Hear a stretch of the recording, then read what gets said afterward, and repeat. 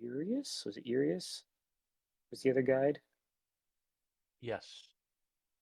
Uh, Trying to navigate the infinite stair using dowsing rods and magic. What was Urius using specifically? Music. Music. Right, because you were trying to attune to a certain frequency. And eventually finding the right portal door for Gelo, opening the door, seeing a battle ongoing, and Gelo subsequently being Gelo and just jumping through. To which we ended the session there as the party remains within the staircase. I think the plan was to head back, but who We knows? were discussing potentially trying to find was it Mind Flayer in the stair? Yes, one of Eldyn's targets.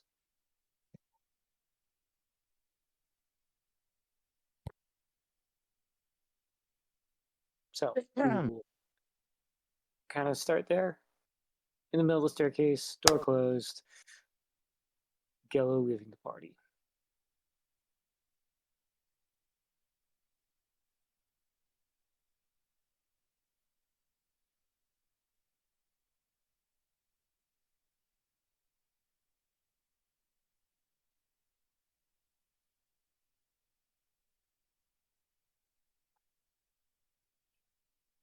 So, how do you suggest we proceed?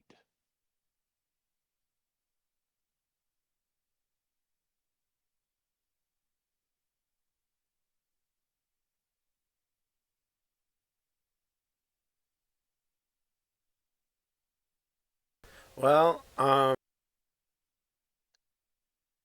if it's Eldyn's mark, it doesn't seem fair for us to kill it without him.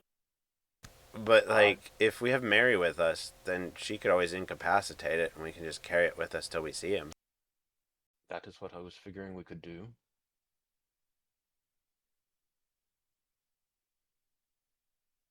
I wouldn't dream of taking the mock from him.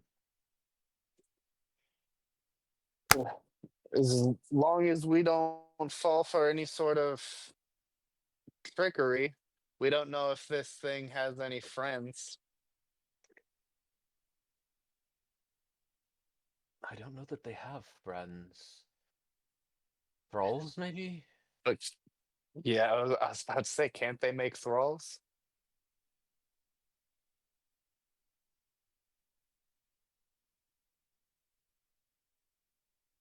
Hmm. Well, I'm all for capturing and delivering one hunt mark to our friend if necessary.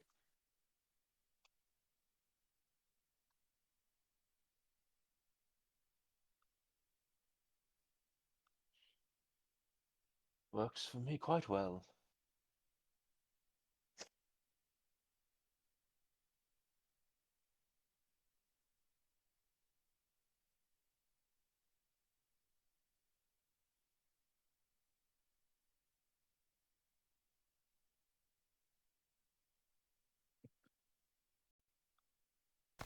So, shall we use our combined directional forces to try and hone in on a mind flayer then?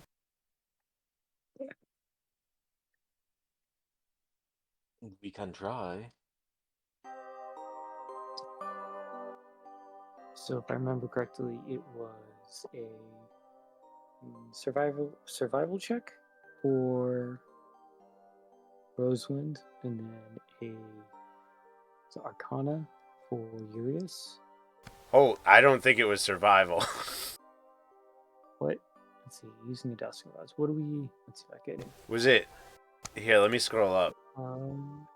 I'm Arcana. maybe it was, but yeah, I could. Arcana seems more reasonable. That's in my wheelhouse. Yeah, it does look like I did do a survival for like navigation at one point.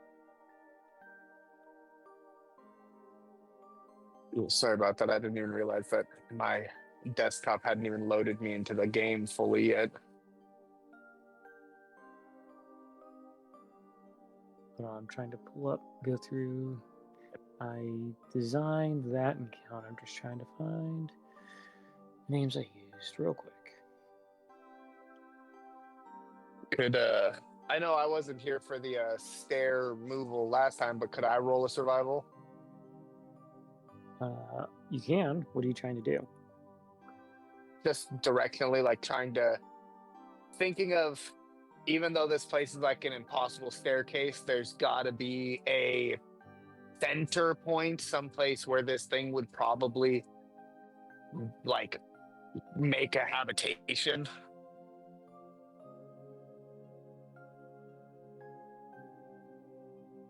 This is like a MC Escher staircase dealio. Yeah, it's there it is. The Flix is still very military minded, no matter how fey everything is. He still has a very stern belief that even though this is a bunch of random BS, chaos has to have order at some point. So you just see, as kind of described, picture that MC Escher. I know there's some images in our campaign chat or a campaign Discord page, along with Hogwarts, where you have all these staircases that are always moving. From your perspective, you're always correctly positioned, but if you look from an outside point of view, you could be sideways or upside down, moving up or down the stairs. But in your perspective, you're always moving forward. If that makes any sense. As much sense as an Esker painting can make. I think we agreed not to fly last session in here too.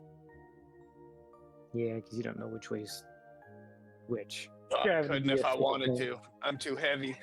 My armor be keeping me from doing that. Oh, sounds like we need to get you some different armor. I like my armor. My armor protects me from danger. I mean, yes, but flying is I don't know. I think flying is a little more advantageous, but that is just me.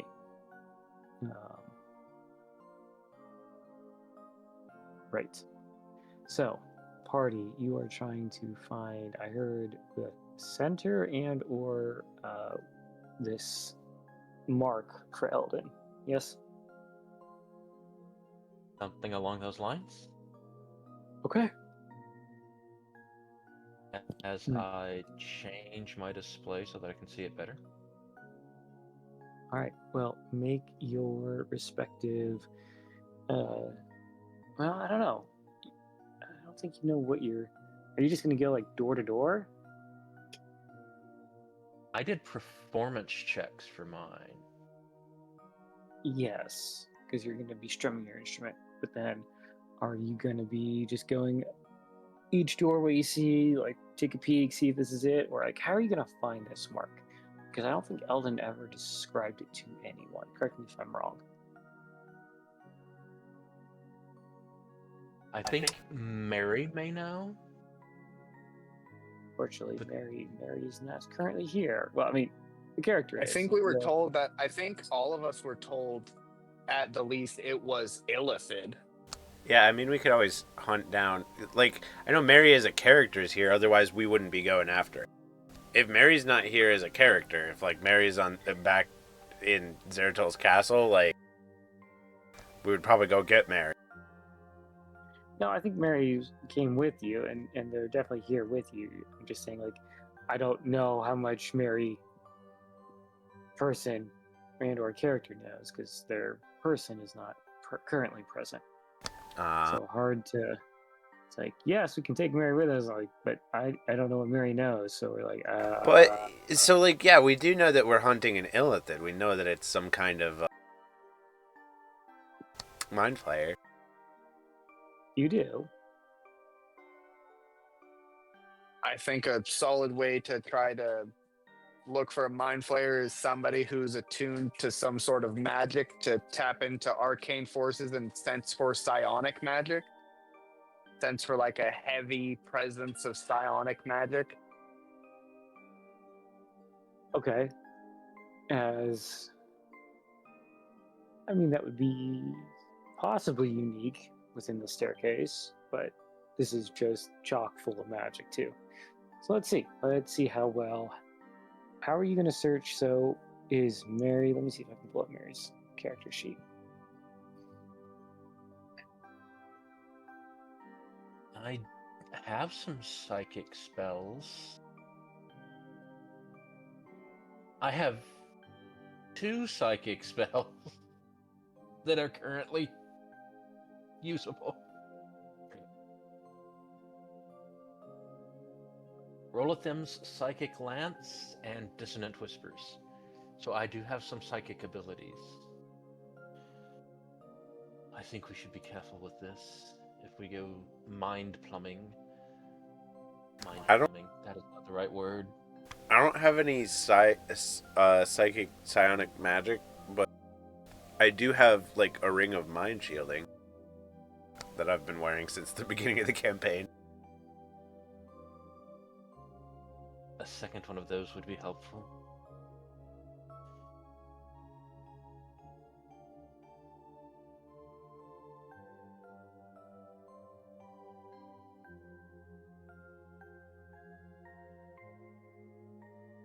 If anything, I'm the opposite of what you want for it. I'm shielded against it.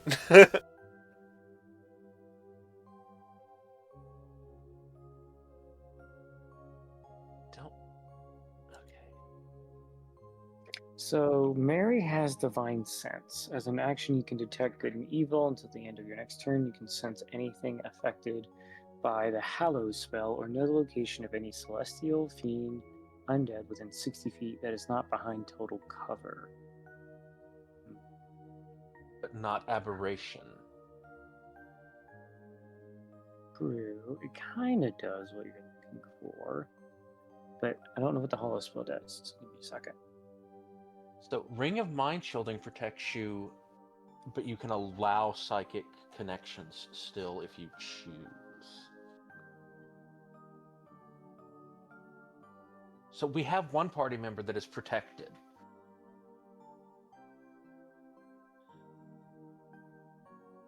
Besides Mary.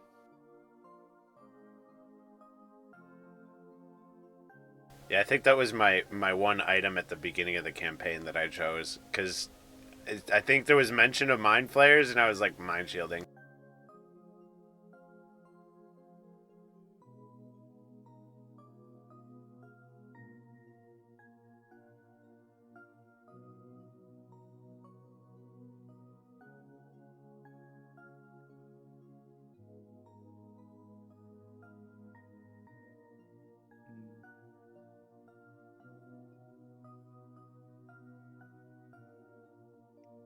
Oh, wow. I can make a gust of wind.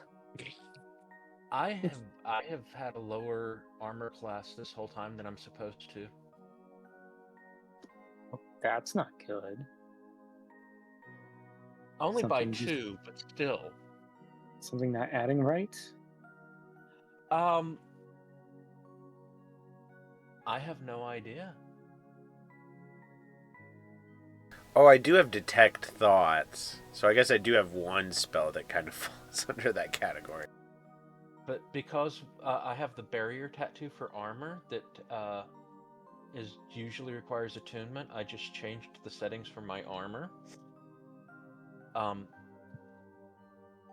And now that I've got the cloak that doesn't require attunement, and I'm not using the Cloak of the Bat, I went ahead and attuned the... I set my armor class back to normal and attuned the tattoo.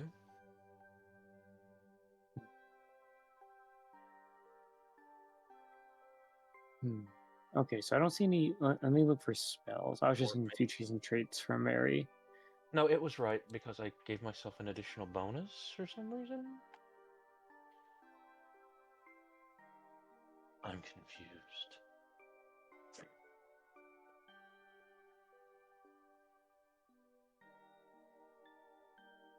2 grants an armor class of 15. Dexterity maximum bonus of 2. I can use the shield and still get a bonus. As well as armor granting magic items.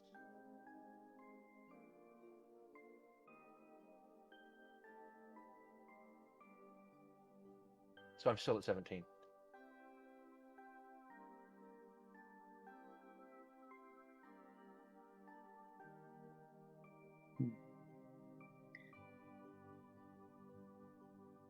Not seeing a good way to find Illith is. Locate person if anybody's got it. Then again, casting spells in here. Have we cast spells in here? I don't know if that's a good idea. Is that a bad idea? Yeah. I don't think anyone's experimented, nor I don't think any lore has been established. Oh boy. I will prestidigitate something if that was brought up. Well, I was gonna because I can just cast Fairy Fire at will. I was just gonna Fairy Fire because I figured something non-lethal. Well, I mean, prestidigitation is also non-lethal. Yeah, Do we have any blindies? Any people with normal vision? I have normal vision. I have eyes, yes. I meant without dark vision. I don't have dark vision. I have eyes, yes. I don't have a torch. So it's kind of dimly lit just from there's this kind of lightish blue magical aura that is just like bioluminescence almost. But you just can't really trace the source. It just seems to be around. So it's dim enough for you to see and navigate, but it's not super bright. It's dark. Similar to kind of the map, like a little less bright than what the current map that I have depicted for the party. So a little darker than twilight, but still enough light to see. Yes. Thankfully, Now, for some those doors may have a torch nearby, but it's not a very bright torch.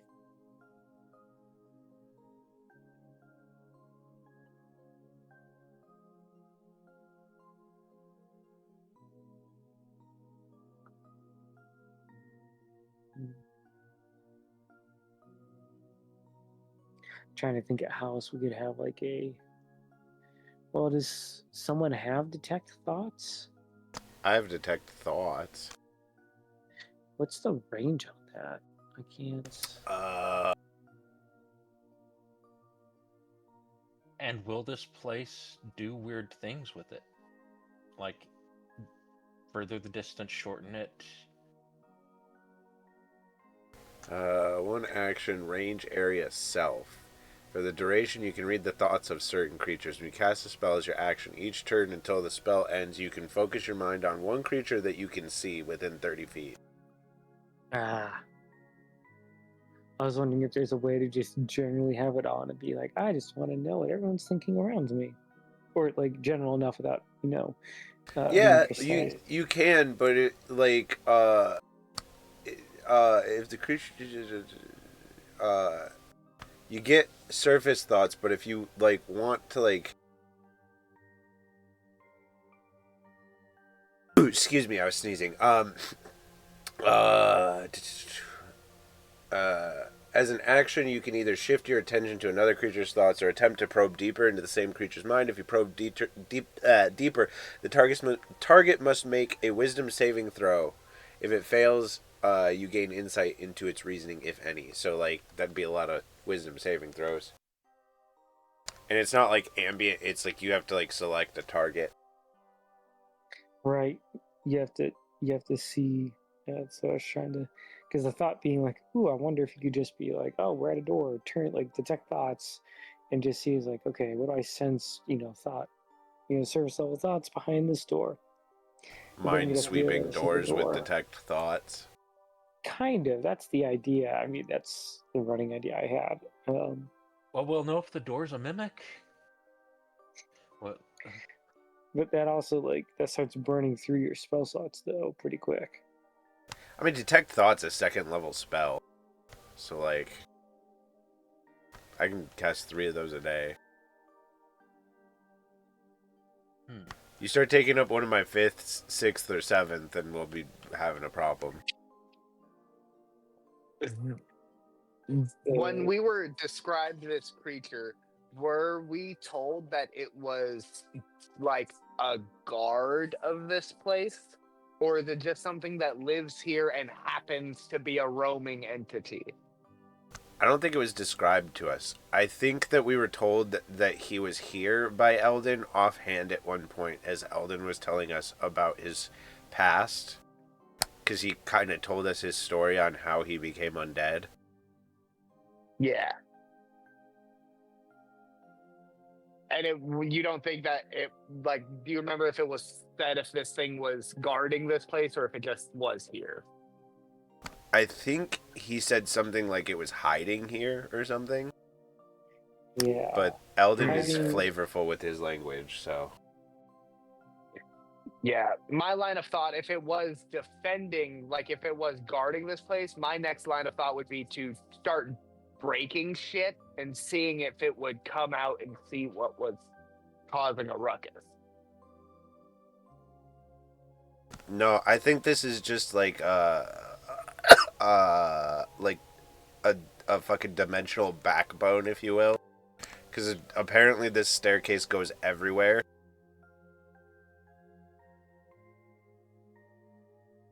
An interstitial. It's an in-between space. Yes. Yeah. We're in the stairway back room.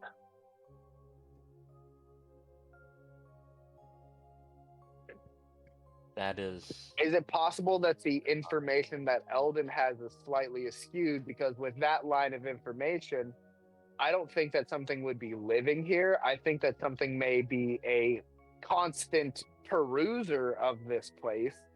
But given that this place is kind of constantly ever changing, you're always moving forward through it. You're never really, you don't go back, you just go forward essentially. That would lead me to believe that this thing probably doesn't live here. It's probably just in here a lot. So maybe we find if it's possible to find a constant point, as in doorways, because if doorways are a constant point, then that's one thing, but... Well, You might be surprised, though. He said it was hiding here, right? I don't... Hiding or, it was in here for a reason. Well, I'd imagine it's in here for a reason other than... Because, I think that he said it was hiding because that's how Eldyn probably fucking viewed it. But even just as, my character, I imagine I'm, aware of the fact that, it's probably in here doing something for, the big D that I can't remember her name right now. Dendar. Let me see if Eldyn has any other notes real quick on his sheets.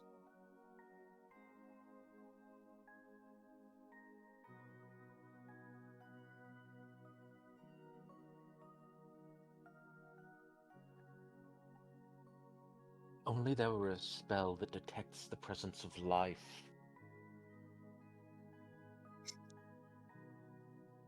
Anybody got locate person? I just meant life in general. Ah. Regardless of whether it's human or humanoid or aberration or... I can locate plants and animals. Yes, but illithid are aberrations.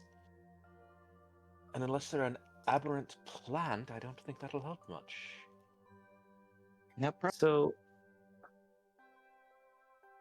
I will say in the notes for Eldyn he has on the character, he has written location unknown, interrogate an illithid for location, seen as a hologram in the illithid lab, traverses time and space via something called the infinite staircase.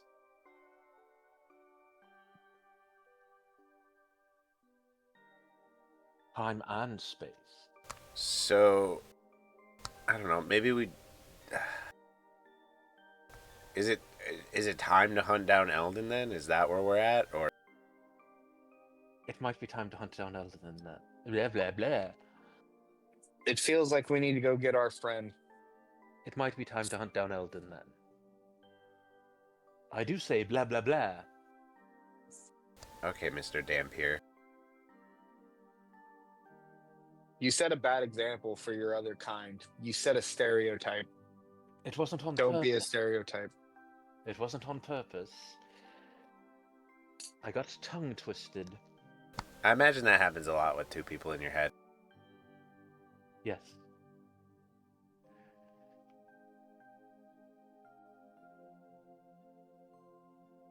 I do have a spell that might help. On a scroll.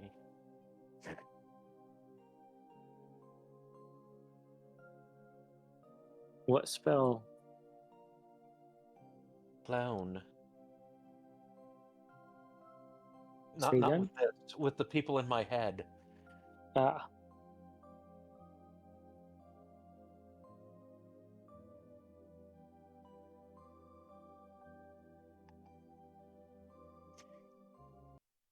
So, hunting down Eldyn.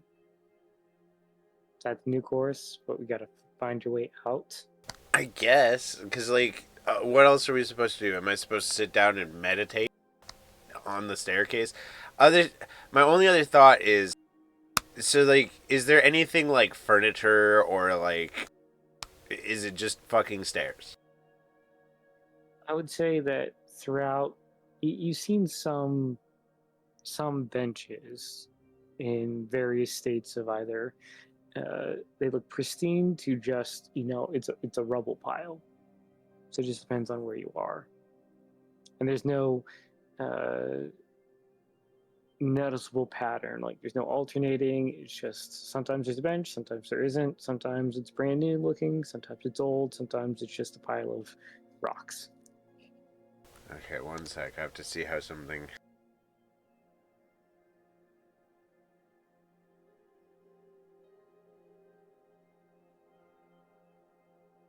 And the benches you've seen seem to be more like on the wall next to the door of.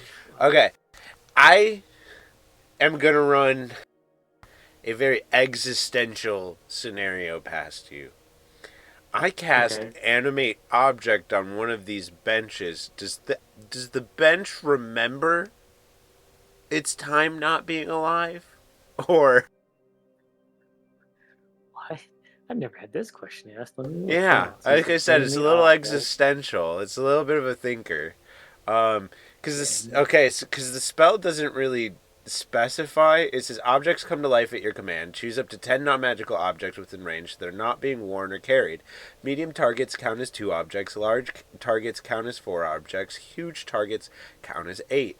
You can't animate any object larger than huge. Each target animates and becomes a creature under your control until the spell ends or until reduced to 0 hit points. As a bonus action, you can mentally command any creature you made with this spell if the creature is within 500 feet of you. If you control multiple creatures, you can command any or all of them at the same time, issuing the same command to each one.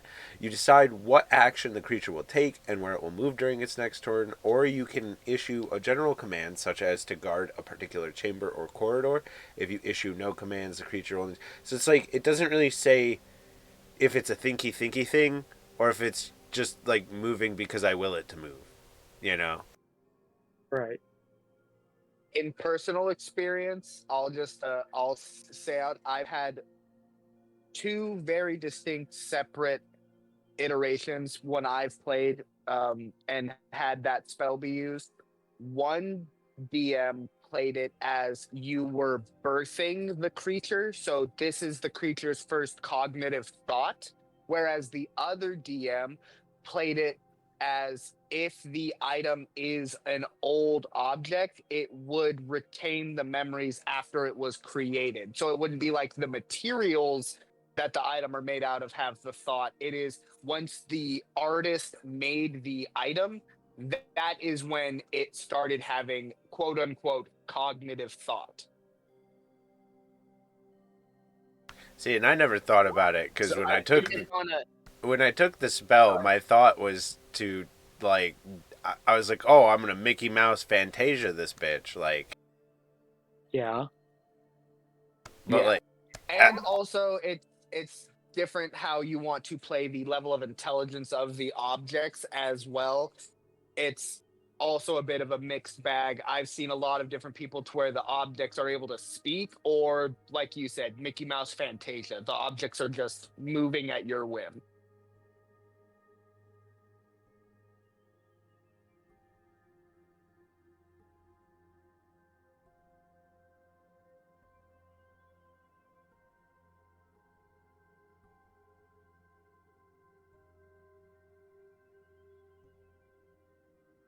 here, I'll throw it up in chat for you too.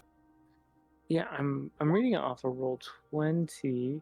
I don't see anything about it like knowing anything. Any knowledge or memories to you? Its intelligence and wisdom are 3, and its charisma is 1. So that would imply to me that they don't have the ability to speak. No, but it doesn't. It inherently says that they can understand you though, because you have to issue it commands, right? And it has to have enough magic knowledge Yeah, to so understand your intent. I guess I would know, as my character, I would know how the spell works. My question to you as the DM is, if I cast it on a bench and I go, hey buddy, lead us to the Mind Flayer, what are the odds on that? I think you could do it because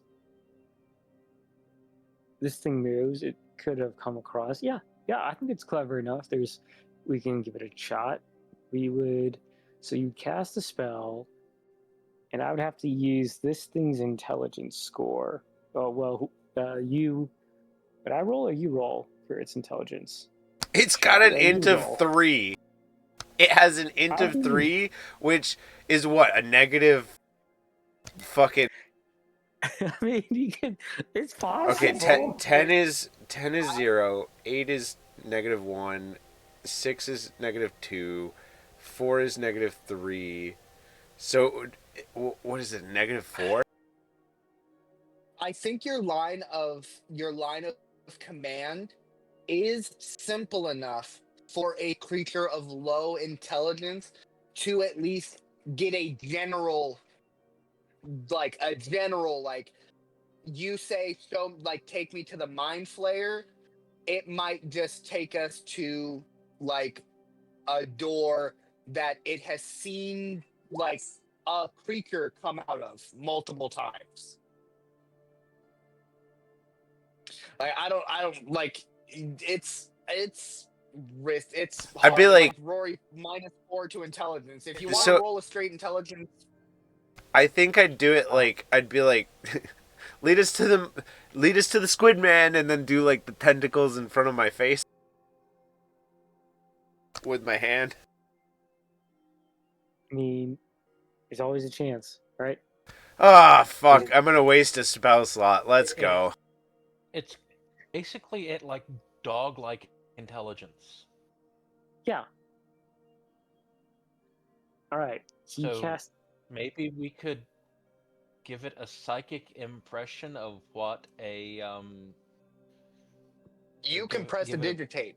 You can make a small you can make a small figurine that looks like a Mind Flayer as long as it fits within the palm of your hand. You can make a small visage of a Mind Flayer using prestidigitation. I will do that. I will make a small I will make what looks basically the size of a D&D mini, slightly bigger, of the head of a Mind Flayer. Okay. Perfect. We only Perfect. have 1 minute of life in Bench Buddy. So So as you animate this bench, and I'll assume simultaneously, Urius, you're making this mind flare. Ask, how do you ask the bench? As it is alive, it starts to move its limbs. All For right, it looks to you. we It's need like, to why we am I need to find alive? the squid man. Point at Urius's thing, do this tentacle thing in front of my face. It does that like that dog like half up, half down. Like looks to you, looks to Urius's hand. Urius, you present this Yes, prestidigitated figurine. yes, I do. Okay, Rosewind, make a intelligence check as said bench at advantage because you've given it something as a reference.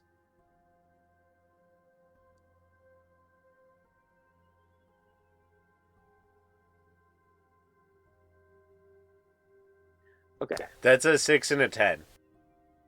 Yeah. All right. So it looks to you and looks to the party, and it just starts walking towards the a staircase to its right, your left, and it just starts going up the stairs. I will turn to the left and begin following it. So I didn't think that would work. As it goes up the stairs, it looks around, it picks another staircase, it keeps going up, and you follow it for about 30 seconds. It's moving at a pretty good pace. And before you stands this solid black door that kind of has this like purple hue, iridescent hue coming through it. Wait, is this the danger door from last time? Nope, completely different looking door. Okay. You said purple and black And last time, so sorry. this one looks more the other one was it looked like it was, I'll say, like a carved stone. This looks more machined. There's a difference, hard to describe. Like you could see the like little lines in it that are machine marks versus something that is just solid, glassy, smooth. Enough difference to be like, okay, they're different. And so this bench just sits, stands still, looks to you, looks to the door. Well, I think we found it. Does anyone What go through the what door? out of character, really quick, out of character, what spell slot is your detect thoughts? Second. I was gonna say, is it worth it to try and detect thoughts on your little guy that you just created to see if you can't read his mind and see if you can't get audible information? But then I was like, no, this thing's pretty dumb. I think the information that you'd get is garble. I'm going to pretend to Just a throw at a collection tree. of- Just a collection of images, most likely. Good I mean, it's a good bench. Good so- boy. Being the oddly pragmatic one of the party, I will see if I can find anything dangerous about the door. Okay, so you go. Are you investigating the door? Yes. Okay. Roll your investigation check.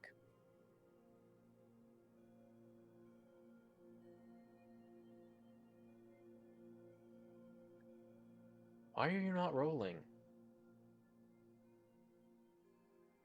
Could be a couple things. D&D Beyond, it looked like there was some updates to the Beyond 20 widget, I think is what it is. So you might just have to tell me. Let's see if I can. It's not even rolling on Beyond 20. Or on I've D&D got the Beyond. game log. I see Whisper Joe custom roll 1d20 4. Yeah, those were my rolls for testing. Starting. Yeah, I said 10 minutes ago. But yeah, I don't see anything else past that. Okay, well,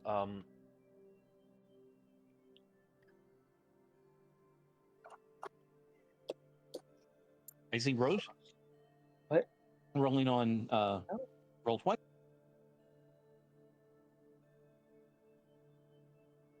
okay, I've Say got that again? right. You might just have to do. Oh, there we go. And is that Yeah, I got your just proficiency in it? typed it. Yep. Okay. 25. Okay. So as you inspect the door, you notice that it is.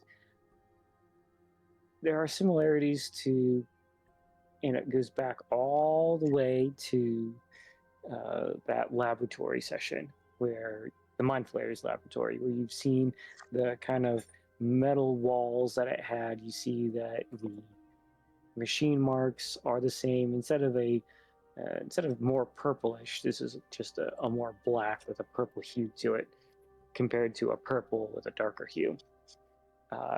Looks like the same make. You don't see any traps. It's just an advanced-ish looking door. Well, it looks like the walls and doors and things from the laboratory we were in. I will begin to slowly and quietly open it. So as you open it, it opens like a standard door, right? So it doesn't slide, doesn't go up, doesn't disappear between walls.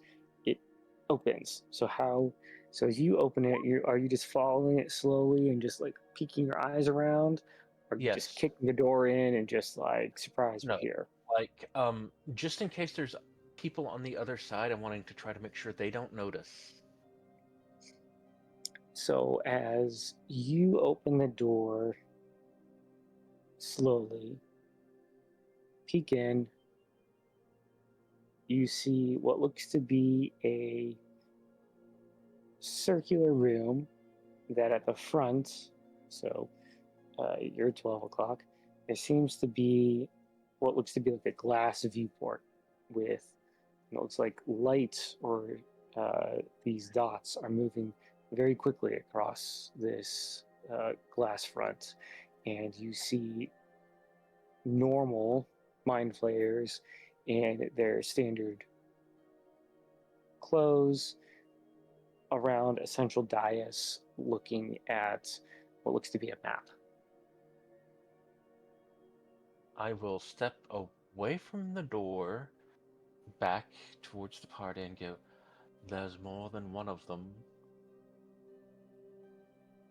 It led us to what might be the right place, and they all look pretty much the same.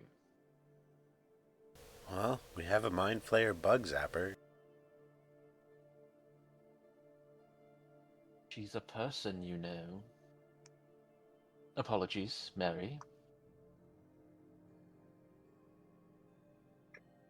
We'll have to think about the repercussions of something like just if we go in there and just kind of like bug zap them all, if we just incapacitate them, they're not going to be very happy about that, and they are probably going to want revenge.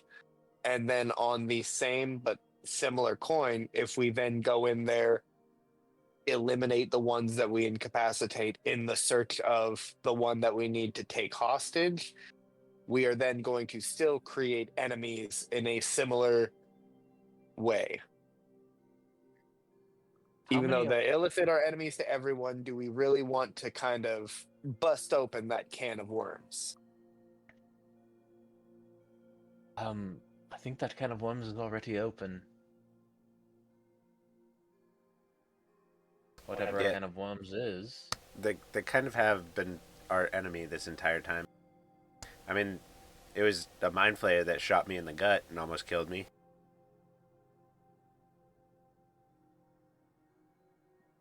It was a mind flayer that ate that shapeshifter's brain from Eberron. I want this to be clear. I am not arguing the fact that mind flayers are the enemy. I am just stating that we don't want to start an immediate counterattack from mind flayers because we were in search of one of them and either incapacitated and intruded on their domain, which is not a valid idea, or two, went in there and just started killing a bunch of them and have painted ourselves with a target. Well, they've been working with the cult of Dendar, haven't they? And like that whole they've already set in stone that they're fucking trying to end the world. Which is an act of war. Again, not saying that they are already an enemy of ours that we have to deal with. I'm just saying, do we as a group right now want to start shit in the current situation that we're in when all we're currently trying to do is locate one of them to give to a friend that we still also need to locate?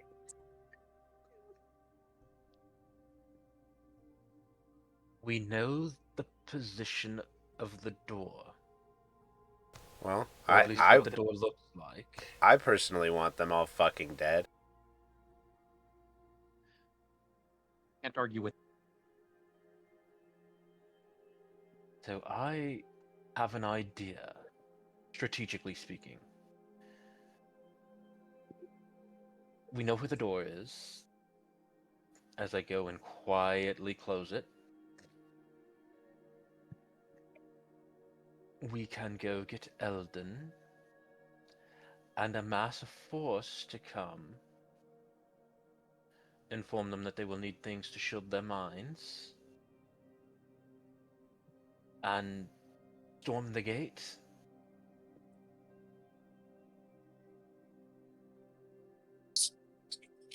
I like that idea of a more thought of concentrated attack than us as a group just gallivanting in there. Trust me, I want to see them dead as much as any other fairy, but I don't want to see any of us die. Well, like, how are they gonna do anything? How are they literally gonna do anything if they immediately are incapacitated upon our entry? How are we to know they are the only ones in the facility? How are we to know that they don't have other members that won't immediately come to their aid? How do we know that some of them aren't themselves shielded against anti-illithid magics? We are going in there under the assumption that we have every single upper hand, when, as you say, they've been dipping into every single problem that we've dealt with. It's not a good idea to just run in there without any sort of backup. We just started a new political standing with our people. We don't want to go and throw that immediately away by you bloodlusting, wanting to kill the enemy. And instead of I don't feel like I'm bloodlusting though, because like all I'm saying is like this is the first upper hand that we've had this entire time, and like I thought we were trying to hunt down the guy. We got led here, and this is at very least mind flayers. And I mean, there's nothing saying that we have to like stick around. If we go in there and like it's a problem, then we skedaddle. But my fear is that we walk away from this and we can't find our way back because the staircase has been trouble to navigate already. If we had, I mean, like, I know that we couldn't have foreseen that there was more people in here than expected, but like, if we were just gonna go and get Eldyn anyway, then I wouldn't have used animate object. I mean, I guess I get a little bit of info in the fact that there's, you know, them here, but like, I don't know. I feel like if we're being sneaky at the very least, it couldn't help to at least scout some more information before we just turn tail.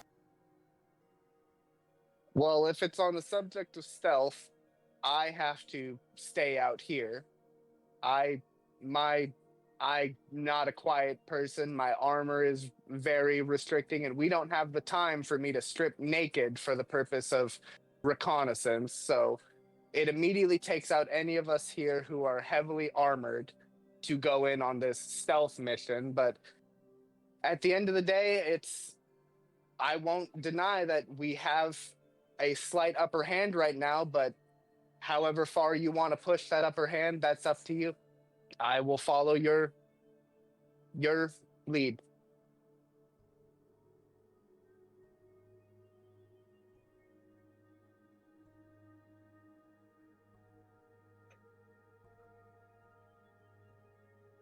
Did we ever establish a range on Mary's power? Yeah, she can set the range however she wants. I had that thought. I was like, well, if you just say, okay, everything in 30 feet, and there's like no way to dismiss it. So I left it so that she can have it at any range and it's dismissible as she wants.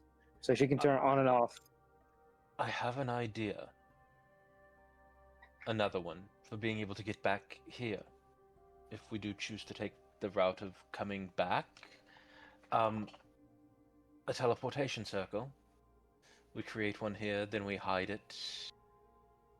Like right here on this platform in front of this door. Do they know about the door, though? If this is the location of the guy that's been using the staircase, they've got to know about this door. That's why we hide.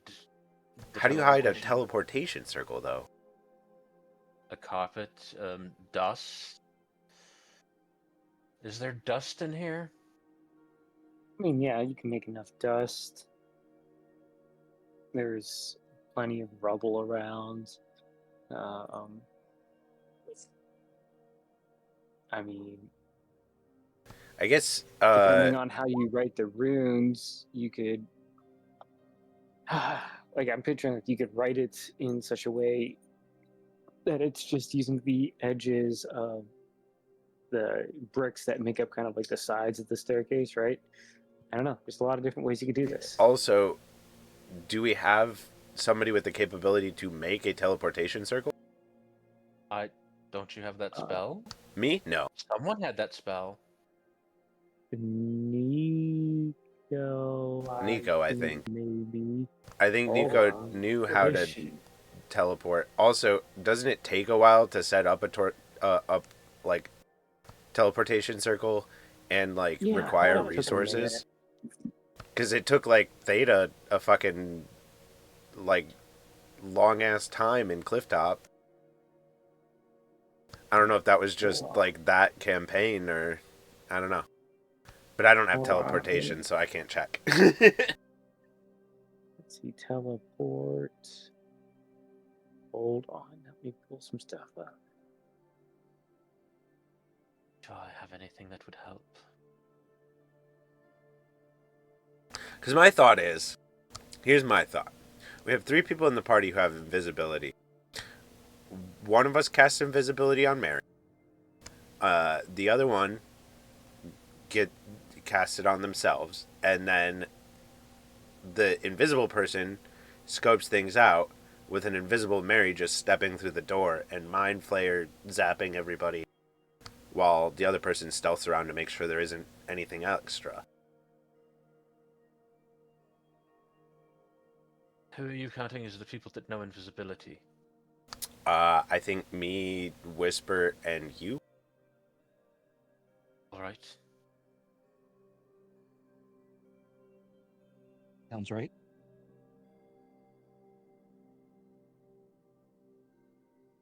As far as I know, that is all of us. And you're pretty sneaky, right, Urias? Pretty good at it. I'm willing to hang back if you want to scope things out and that plan works. I don't want anybody to get hurt by any means. I just figured that this was safe and this was the plan, you know? And further intel would not hurt. At least then we're coming back to Eldyn with something, you know. I don't know if we like if we can leave a teleportation circle, but like that's whatever, because like I have plane shift, and I even if this is like a different plane, quote unquote. Oh fuck, I'd need a rod attuned to it. Fuck. Making a permanent teleportation circle is not as simple as just writing it down. You have to use the written down teleportation circle once a day for 365 days to make it permanent. But you just have, it takes a minute to write down the symbols. Okay, so Well, that's so what the it other- was. The unless I'm looking at two different versions, the other problem I think is has to be on the same plane. Yeah. Yes, that is on the same plane of existence. Permanent teleportation of circle whose sigil sequence you know, and that is on the same plane of existence as you. A shimmering. So since this is an interdimensional thing, yeah, I get what you mean. It's technically on no dimension. It's like Yeah. in between. So So like you could, if you had two, like within the infinite staircase, you could go between the two probably. But going from an So outside plane to inside, I don't think it's going to work. I think it would get so bounced. with the difficulty of getting back here in mind, because like it could be easy to get back here. I'm not gonna lie. Like we had a very easy time navigating Gelo home, but I feel like part of that was just like destiny to some degree, and I feel like that's how we got here too. So like I don't know, but like my thought is, you know, like I said with the plan, you know, we invisible a Mary, we invisible Urius. Mary walks in, incapacitates mind flayers. Urius sneaks about and makes sure everything's safe, and then we go from there. If we need to flee, by all means. it, I'm Flix is only like he's voiced his concerns. He is willing to go with this plan, like he's 100% okay, but he just wants to know, like he just wants it to be known that there is a like 40-60 margin of error. He's 100, like he would never not like he's going to help whether or not, because it's he like his new second wife and his friends are all here like he's not going to not do this, but he just wants to voice the danger that we are stepping into, because however much distance Mary has on this ranged spell, this thing, I'm pretty sure there should be a cap on it, but if there isn't a cap on it, awesome sauce. But what's to say we set a cap and the limit, like something outside of the spell, that limit of the AoE hits somebody important with a bad spell. That's his only problem. But he is like, we do have an upper hand. He is willing to admit that we have a slight upper hand. Well, the thing is that like she can set the distance of it as far as she wants, and it only affects mind flayers. So Correct, and it doesn't. It just incapacitates them. Now, granted, if you know someone's in the middle of surgery or fighting and just gets incapacitated, I mean, there's those secondary effects, but usually they just kind of collapse on the ground. Usually. I Like, also again, wouldn't mind fucking murdering a bunch of mind flayers after the last time we saw them. They had fucking we were in a laboratory where they had torn my dad apart. Incapacitation is not they wouldn't stumble over. It's almost like they would be mentally paralyzed. They would Yeah. just be stuck standing wherever they are. They could, like, essentially they are stuck to just being, they can move their eyes and look around. They can still verbally communicate, but they cannot verbally communicate in a way to take an action such as casting a spell. They get Dick Halloran. Yeah, they get Halloran hardcore.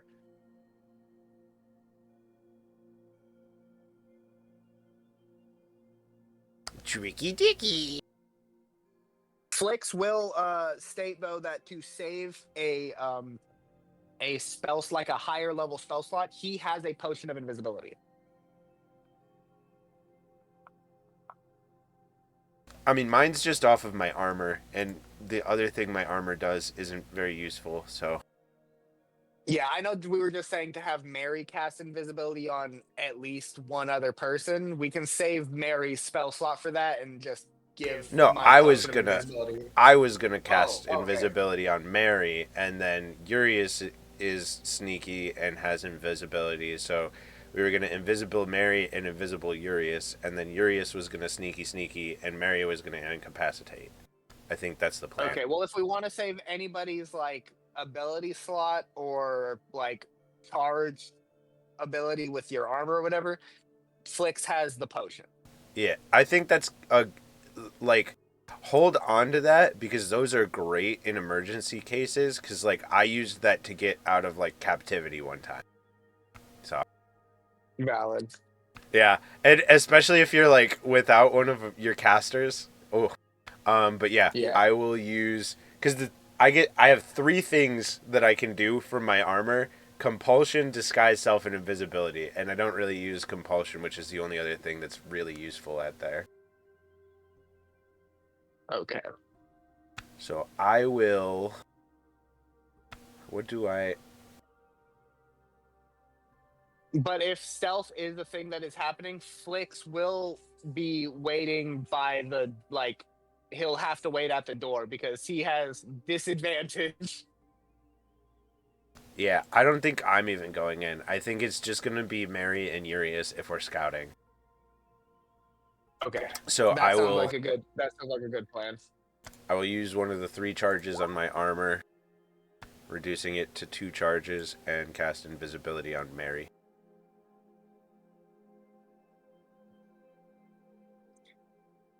Okay, hold on. Can I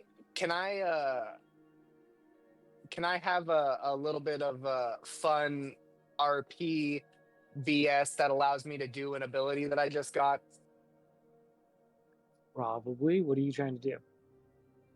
Okay, so I have my newest ability that I got on our level up was Inspiring Leader, and it says after a short or a long rest. Can I say that the time that we've had here sitting and planning substitutes a short rest, and I can give a performance and then give up to 6 allies, including myself, temporary HP, just because I kind of want to give them a little bit of a, just in case shit hits the fan, they have a little bit of a boost to their HP.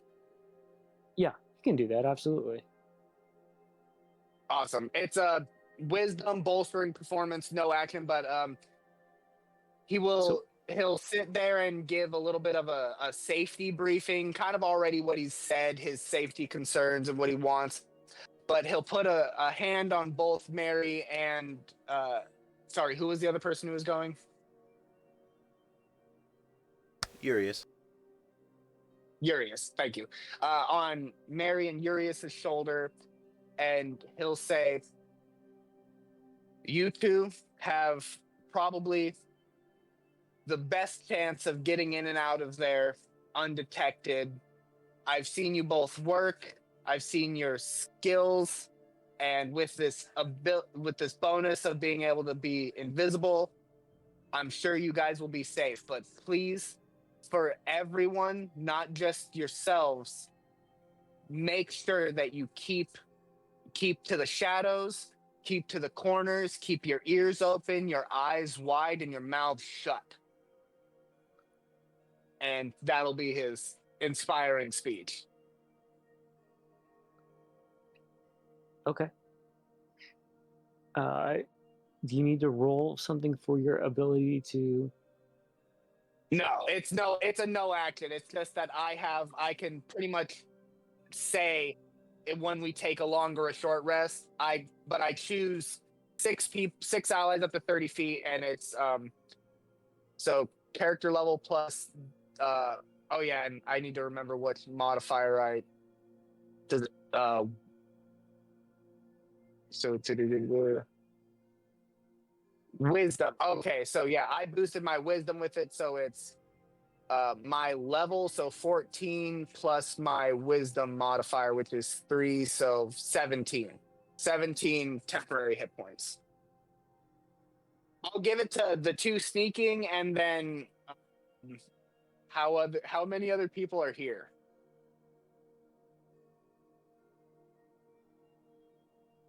You have Urius, Whisper, Nico, Mary, yourself.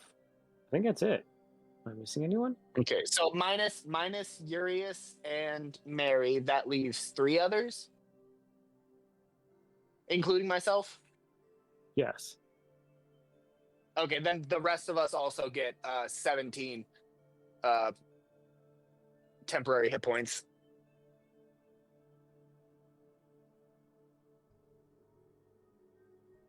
Okay, so I'm get something set up.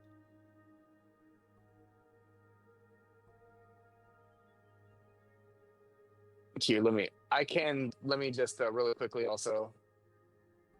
Oh, it has a roll? Why does it have a? Oh no, it doesn't. It just posted. Never mind. Yeah, there's the ability.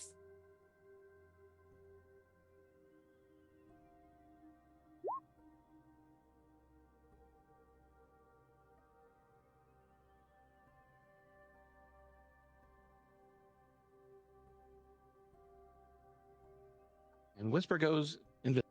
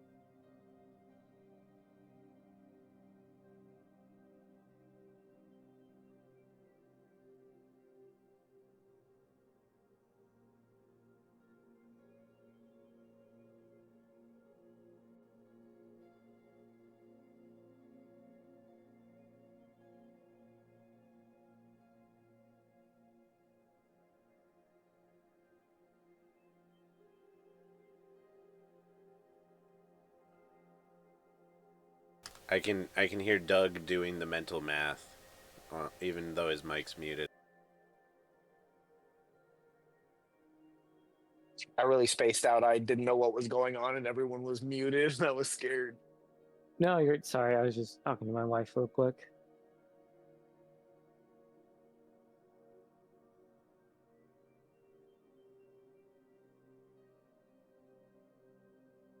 And my computer's just being wicked slow right now.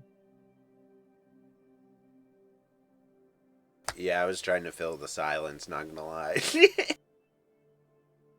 Because I mean, my thing, he's trying to pull up.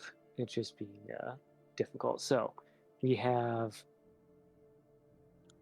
Whisper and Mary at least going in. Who else is going in? Urius. Urius. Okay. And I then strummed a soft little ditty on my cittern to be able to use the spell. who all? So that just leaves Flix. You're staying outside, probably with Nico. I'm staying Yeah. outside since I I'm have- visible. I have a +7 to stealth, but disadvantage because heavy armor, and I don't like those odds. All right. So and then, oh bugger. See, I thought the plan Rosemary, was you're I thought the plan was just for Urius and Mary to go inside.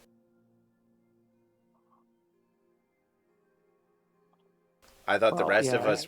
Whisper doesn't have to, but he's just going invisible because he can do that at will. Yeah, Okay. that's fine. Maybe I stand corrected. We could use a lookout at the door, but we would need one that can telepathically Actually look- communicate. And can actually look out because my passive perception is 12. I can't Flicks likes the telepathically. idea of having Whisper at the door as a lookout, but he will look at Whisper and he's like, I'm putting a lot of trust in you. These are lives that are on the line. You best keep them big ol' eyes lubricated.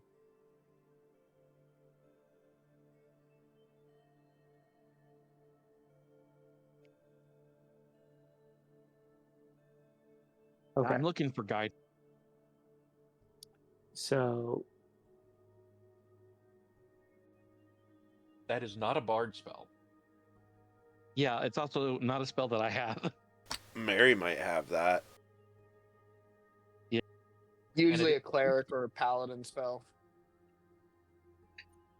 I think Okay. the Divine Soul Sorcerer also gets it. I don't remember. It's been a while. So I'm gonna transition us to a new map because we got some people going in, and then I don't. So what are the usual rules for playing someone's character when they're not here? I know usually someone else plays them, but is this where we kind of like do get to a point and then stop? I keep them Don't out get of danger. killed. Yeah, I think that's the rule. To kill them? Well, yeah. I'm not gonna- So I get you're in a kind of tricky spot, big, because the character kind of holds a big spot in it. Just play them as, so keep them out of danger. I would refrain from using spell slots unless absolutely necessary, but as long as you're kind of like, you've kind of got a bit of a grip on how they play the character, like otherwise, just moving them and as long as you're not going into any sort of heavy RP or going way out of character for them, you should be good. And I mean, you are the DM, and a lot of trust is being thrown to you because they are not here. So I mean, at the end of the day, if you really needed to play them, play them. Yeah, I usually just try to have a- avoid RP and I leave. apologize. I have a small emergency, so I have to step away for a minute. So I'm going to be AFK for probably about 20 minutes. You're good. Okay. But yeah, I usually try to like stay out of RP. Like I never have an issue so much doing combat with people who aren't around. But I guess it's a little harder since Mary's a melee. But if like, I don't know, if we're not getting into RP that requires her and we're not getting into actual combat, then it's not really like it's a sweat, right? Fair. Right. Well, so it'll be. We'll see how this goes. I see what you're saying, and I know from Mary's. I will playing both advise with as we Mary- go. Just let us know what's happening. Yes, Yeah. absolutely. Yeah. 100%. And I You'll- will definitely do everything to Because avoid- I still run my players' characters when my players aren't there, but I don't RP as them. I just fight in combat as them. But then I'm also, my party is mostly ranged combatants, aside from a barbarian, and a barbarian is very hard to kill. So I'll say do like what you think is right as a DM to help progress the story for the character. And honestly, if you do anything wrong, we'll check you. Okay. We'll be like, hey, we don't think that would happen. What we got or you, like, don't worry. hey, you're playing somebody's character right now, you know. Yeah, be like, hey, you're running real deep right now. Relax. I had to Don't turn worry, down- You're good. I had to turn down Alpha the other day because she wanted to summon Akita's character from like earlier on in the campaign who wasn't with the group anymore, and I was like, you're not summoning somebody else's character to play. Like, that's not happening. Yeah. She was like, oh, well, I just miss her, and I was like, yeah, that's cute. You can summon a Celestial that looks kind of like her. And I will say, like, this is just easy for me for like future cases. If you ever wonder, if I ever have to miss a game and my character is necessary, like play as you see fit. They need to be played, because I'm sure Rose played the character far longer than I did. So as long as Rose is there, I'm sure she'll be there to voice some sort of opinion, but this goes the same for you as well, Rose. Like, if I ever need to miss and you need to play my character, like, you're the DM, play them as you see they need to be played. Yeah. I laugh a little bit because the original concept between you and Ariana, you were kind of like the meat shield, kind of like the extra muscle and meat. So I played you for a little bit as like, yeah, okay, folks, we go in, just frontline combat because we were kind of lacking on that front. So you kind of take it in a little bit of a different arc, which is fine. It's just kind of funny coming from that. Just hey, when you originally started, you were just muscle and a meat shield, and now you evolved. Yeah. Do you know how great it is? Do you know how great it is for my stress and anxiety as a player to be given a character, then ask for some background notes, and just to be told, like, they just like to protect people, and they were told to go help somebody. I was like, I wanted more background for him, but I was like, hey, I kind of just like, I've asked people and kind of went off how they had originally felt the character went and evolved the character past that. Like, you said that you played him originally as a meat shield. I play him as a protector. That is not too different. That is not too indiscriminate. One is just a more polite way to say it. I think the entire adventure, his whole shtick has just been standing between me and danger, so. Yeah. And this time it was like more like, all right, if he lives or dies, because it was an NPC that we came up with to help fill a gap, and now it's been taken over by an actual character or actual person. Like, oh, we've got a little bit of a different take. Protector, definitely. I was like, oh no, there's actual stakes here. Like, it's a little different. I'll be honest. The hardest part for me was when Rose was like, "Oh yeah, we're getting married," and I was like, "Oh fuck." Now, not only do I have to be a protector, but I have to be somebody who might have emotions for somebody. Fuck. But wait, married not just one, but to two. Yeah, it's like I've liked this character because it's pushed some of my like comforts, because I'll be honest, I'm not like this character, and then the other fighter, funnily enough, other fighter character I'm playing in Rory's campaign have pushed me out of my comfort zone in D&D, because I've never really liked being the tank in a D&D setting. Like, video games and stuff, it's different. In a D&D setting, there are so many things that can go wrong for a tank, that it's like, oh, you made this tank, it's a level 1 tank, your first encounter, you had some pretty shitty rolls, now you're dead, make a new tank.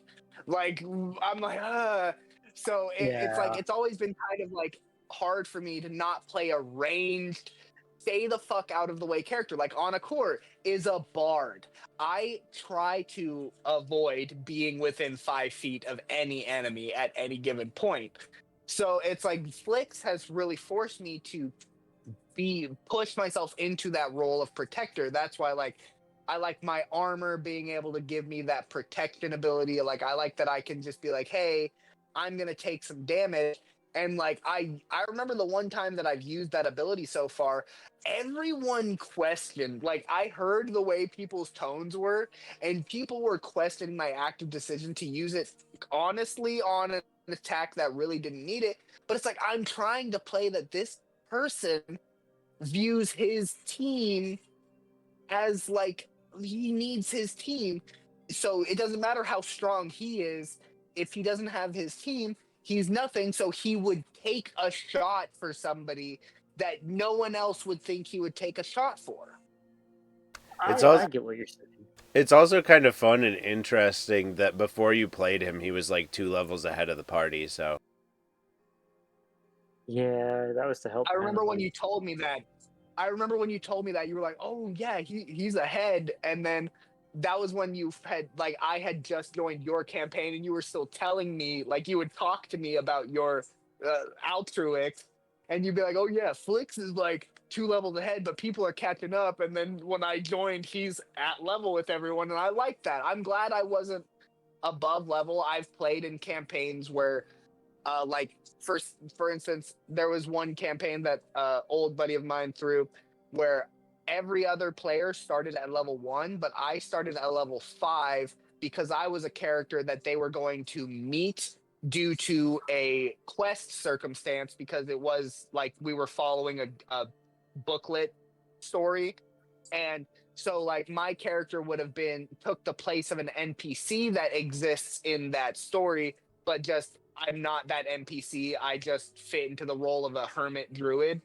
And so my character was at level 5, and I honestly didn't like they got to my character far earlier. And I will say it was a little bit because of the DM. Like the DM should have definitely story spaced it out more. But when they got to me, they were just about to hit level 3, so still level 2, meeting a level 5 that was then joining their party. So then it turned into a everyone hide behind the druid because they're 3 levels above everything.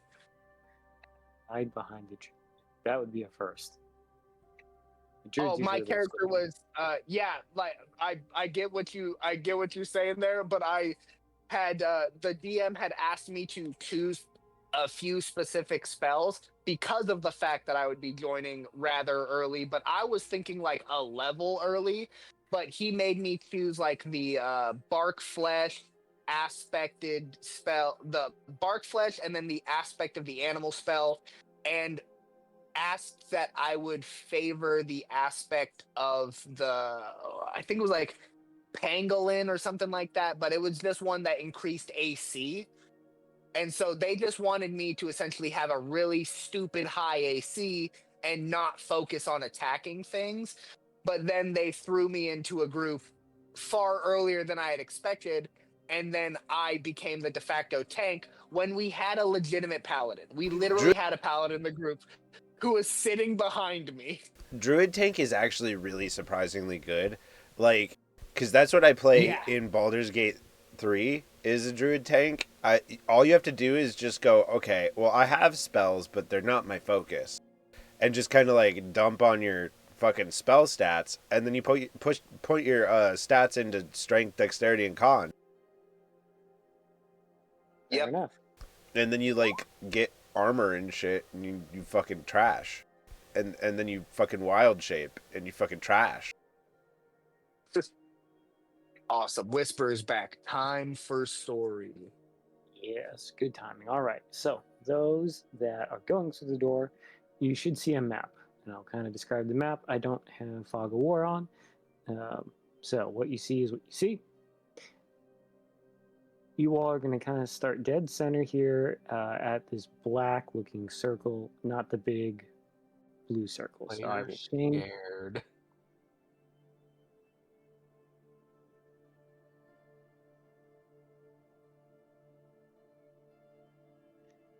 So whoever is invisible is going to start there. And then, as I described before, right, there is at the very front, which is at the very top of the page or the north. Yep, here it is. You're right on target. Right, you have this kind of looks like a holographic view screen where you can just see stars shooting by around you in this, and you can't tell it's an island from your point of view, but you see it looks like you're in a ship almost, right? Is Just it? if you looked out, What are you you looked looking? out the side and you just see stars or lights moving past you at a very quick speed. However, as you look on the floor and on the wall, it is very much classic ruins stone. It looks to be maybe a temple of sorts. Not sure. As you look around, it is weirdly quiet. You hear this subtle kind of like stream, not trickling, just kind of like sounds like moving water, just calm water. No one's talking. You don't hear any boot prints. You don't hear the clinking of arms and armor. Weirdly quiet. for such a big ruin. And then as you close, are you closing the door or are you just kind of like leaving it cracked a little bit? I will leave it cracked a little bit, just in case I need to make a speedy exit. Okay, let me see. And I'll just have pretend that Mary is. You want me to drag Mary's token out? I mean, it might help. Okay.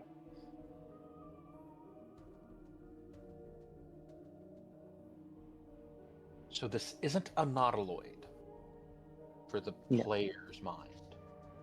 No. And as you kind of like close the door, you see that as you close it, it starts to reintegrate into the stone as you close it, as it starts to seal, if you know what I mean, until you stop and leave it cracked. So whatever is cracked, still it's got that black kind of metallic stone finish, but then as you close whatever's closed and flush with the wall, it's almost camouflaged, like it's a hidden door. Does that make sense? Yes. Okay. Just kind of reinforcing that the doorways to the infinite staircase are hidden, difficult to find. So if you close that door, sure hope you know exactly where that door handle is. Otherwise, you might be there a while. So, as you are invisible, you can freely move about. Just move your normal speed and then ask your questions or tell me what you're going to do and go from there. So in front of you, you see a hallway that branches 90 degrees left and 90 degrees right, and then continues on to where there's that central dais I kind of talked about previously, which is here. Let's see if I can get it to ping.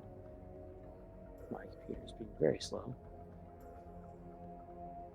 And then you see what two familiar looking type mind flayers that you've seen in your previous encounters. And then a kind of, and this is going to come out weird, it's a weird looking mind flayer, which is a first for you because you've seen a lot of weird mind flayers. And this one is, instead of purple, it is this kind of almost translucent gray. And let me go use Eldyn's description that he has his notes on. Quick second. So he has a white patchy scar on the left eye, and in his left hand he has this black, heavily embroidered, engraved book with purple pages in it, and pretty sure it's probably a spell book. I mean, you think back to what Nico has, Mary, like, it's definitely magical. Like, you don't even have to, you feel confident in your experience that it's probably some sort of magical book. And that he is looking at something out on the screen. Not sure if he's like gazing or if he is looking out the window.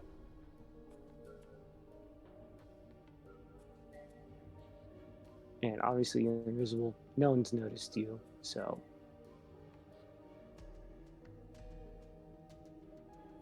Now, usually Mary would probably say she sets her range for the illithid ability to 30, 40, 50 feet.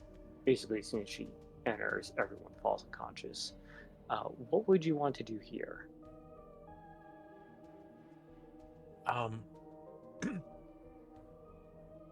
Get a count of the creatures in the room and what kinds of creatures there are. Okay. So perhaps it's not on right now because as soon as she moves, depending on the range, like they just fall over. That would probably be a giveaway that something's happening. So probably she'll turn it off right this second, So or I at will- least have it here. I'll clarify within 5 feet, right? So 5 foot radius.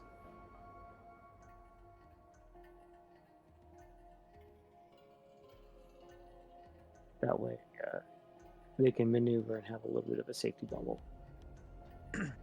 I will move as quietly as possible up and to where I can get a better view of the room. I'm assuming the things that look like walls are walls. Yes. So as you're moving, make your stealth check.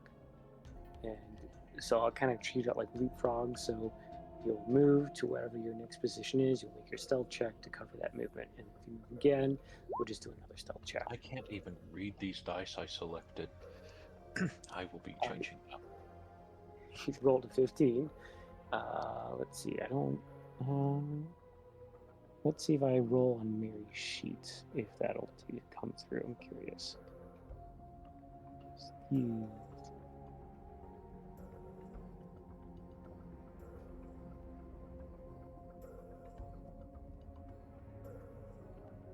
If you have the plug-in, it should. It did. It doesn't show up. She rolled a 12. So, went straight to me. That's fine. It might show up in the log. So now where are you moving to? Did you roll it at advantage because you're invisible? No, I didn't. Thank you for the. Nor 'Cause did I I. usually don't.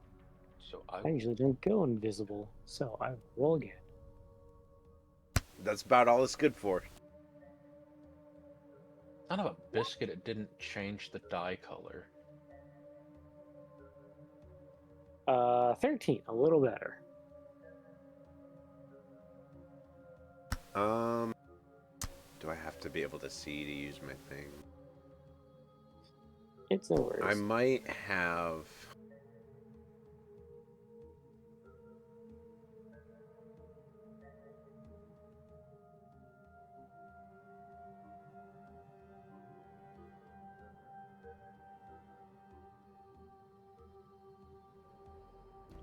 I don't have to be able to see her. I'm gonna bend Mary's luck.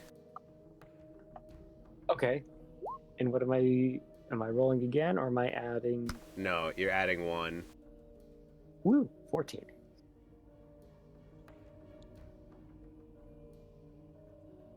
Because I can use it as a reaction to when another creature you see makes an attack roll, an ability check, or a saving throw, you can use a reaction to spend 2 sorcery points to roll 1d4 and apply the number rolled as a bonus or penalty of your choice to the creature's roll.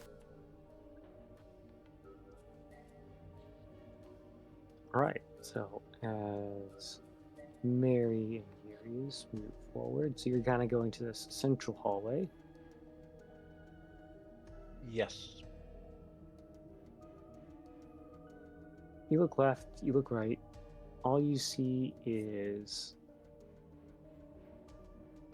what looks to be more hallways going both towards the kind of northwest and the southwest. And then ahead of you, you see that these mind flayers are looking at some sort of map of what looks to be a world.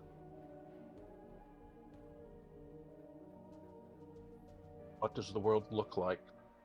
Do I recognize the continents? Very good question.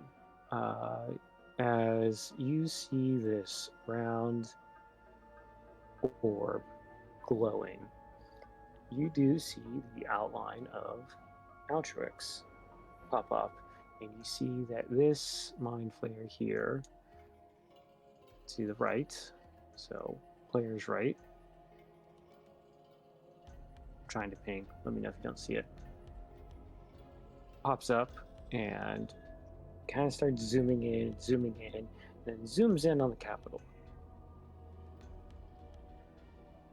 And you're fairly confident they're talking because you can kind of see the tentacles moving of what would be a conversation, but they're all talking telepathically. And you would inherently know this just knowing from your encounters with the mind flayers.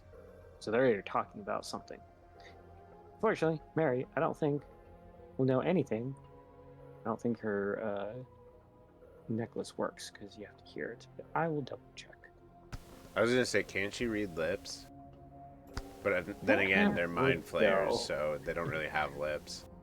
You can't It's more see like, them.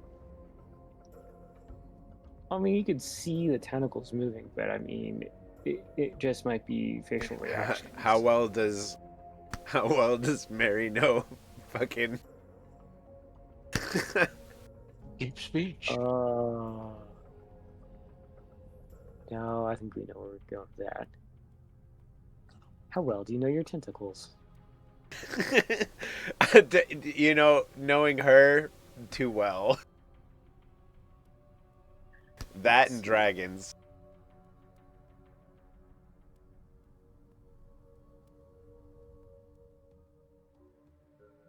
When the language is spoken.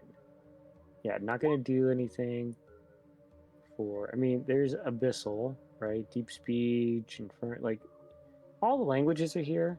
Even thieves' cant is on here, which I guess is technically spoken. But yeah, telepathic. Yeah, gonna be hard to intercept that. So that gets probably back into casting. What's the spell? Detect thoughts. But I think that might mess with your invisibility. Well, I'm the one concentrating on the invisibility. So if she can cast detect thoughts, then she would be able to do that still.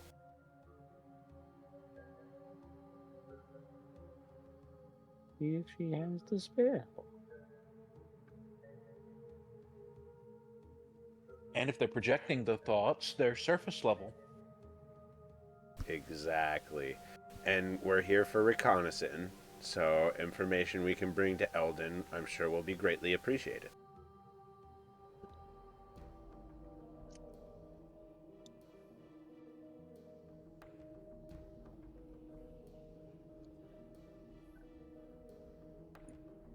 But also, she's the only one that would know, you know?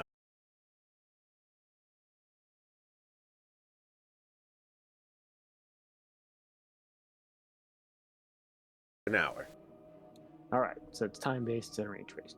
No worries. All right, so I'll take a stab that perhaps you also like. You feel the spell, and that will make more sense potentially later. All right, so you're here in the middle of the hallway. Where are you going? You staying there? Are you moving somewhere else? I will head to the right. Okay. Mary will obviously follow suit, being as stealthy. So now that we can... Like Mary's hand is on my shoulder, so she knows what way we're going. Oh yeah, because you can't see each other. Do I need to roll stealth again? Yes, every time you move. Do that. Add advantage. Add advantage this time. Woohoo! Much better. Yahoo! And I yet again picked dice that aren't that great. Let's see. Tool set. Why are all their dice hard to read? Well, I did about the same. 15 and 9. Hey, 15's at least decent. And for such a heavily armored character, yes. Oh yeah, I forgot she's heavily armored. We need someone with Pass Without a Trace. Are they getting closer? Closer to what? The mind flayers. They are. And currently I have her range set to like 5 feet. So it's not like not going to wipe out the whole deck. Okay. Because she can. I'm gonna trust the process. So far, we know there are 4. Because I'm keeping in mind that so you're getting information first. So right, you see another mind flayer here.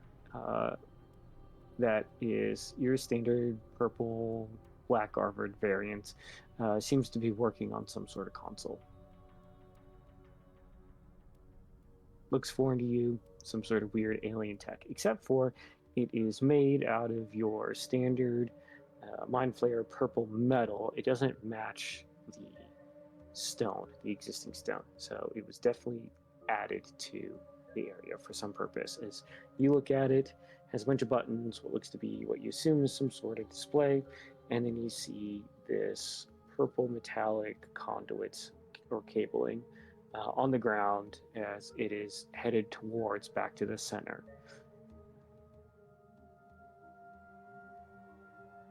Okay, and then I will, I guess, keep going this way.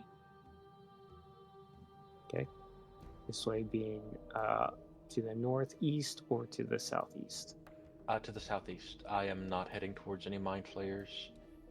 Okay, so make your stealth check again as you move. I will do the same. I forgot to reset this page so that it changed to the dice. I like to read my dice when I roll them. Hey, I'm getting better. My rolls are going up. Got a 17 now.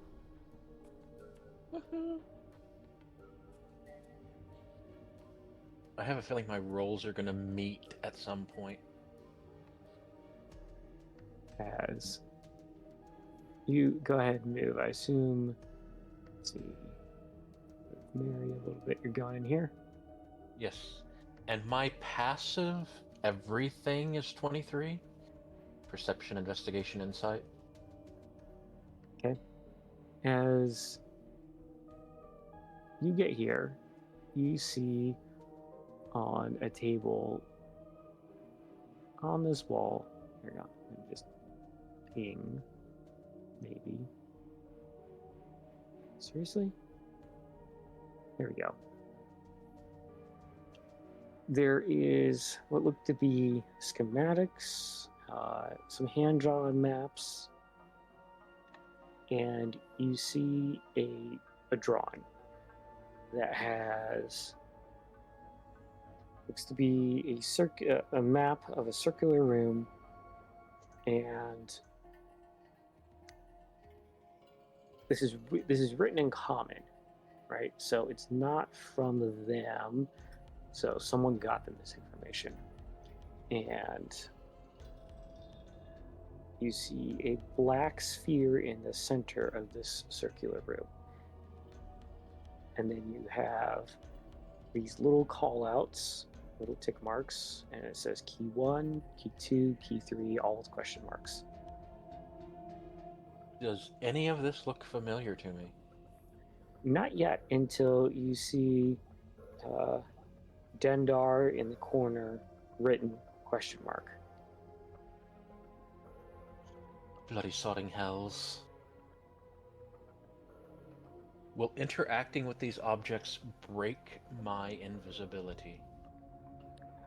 Off the cuff, I don't think so, because I think the rules are specifically for casting a spell, making an attack. So let me I double will check. grab them up and stuff them in my coat as long as it does not break invisibility.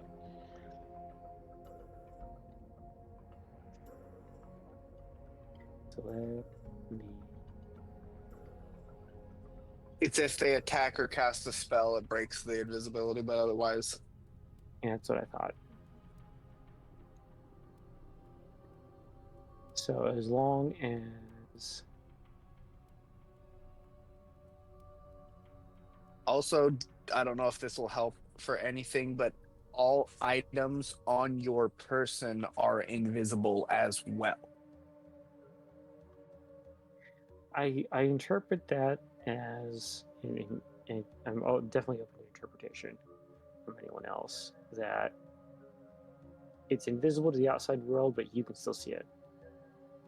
Right? Like, it's not like you're invisible, but like all your, Yeah. you're not like the Invisible Man, right? Like, so your body is invisible, but anything you put on will make you visible. Yeah, The other way. I've always played it as a each person is able to perceive themselves and anything they are pretty much anything that is invisible to everyone else on that person is visible to that person. Yes.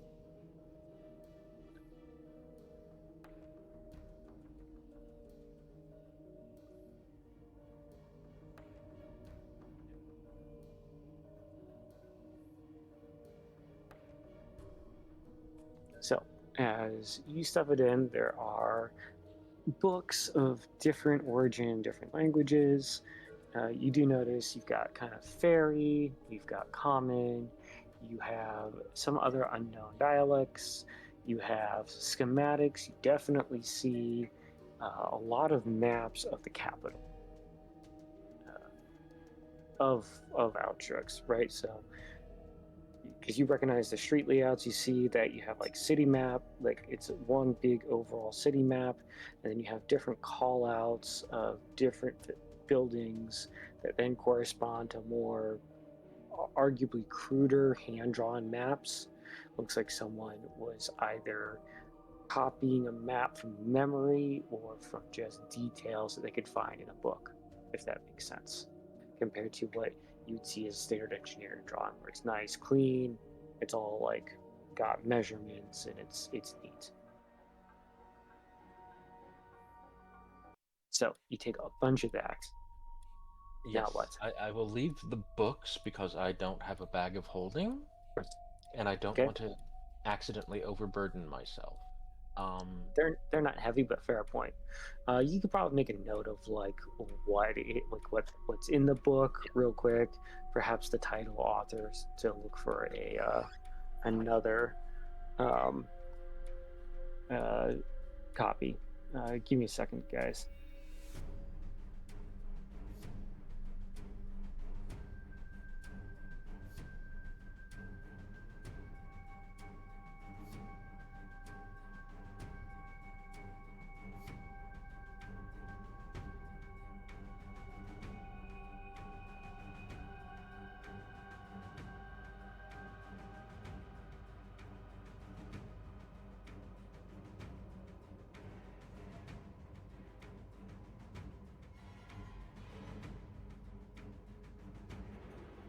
So I think I got the final layout for it now, and then I'll just have to adjust when Mary and Eldyn are here.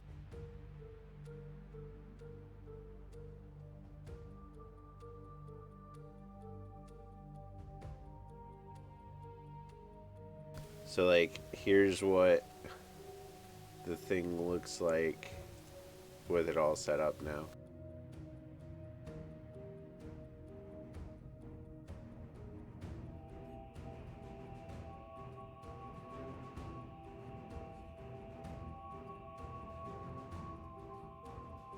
Oh, I thought you were talking about like mapping out where we were at. Oh no, the layout on the stream.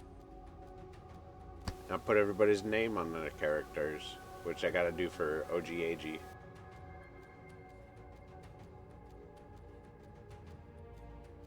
Okay, I'm back. I had to help my wife with something. I somewhat heard you, Rosewind. Oh, I was just saying, I think I got the final layout for the stream. I just have to adjust it when Okay. Eldyn and Mary are here. I put it up in the Discord. I will keep heading south to the next intersection. Okay. Make your next stealth roll as I pull back up Mary's sheet.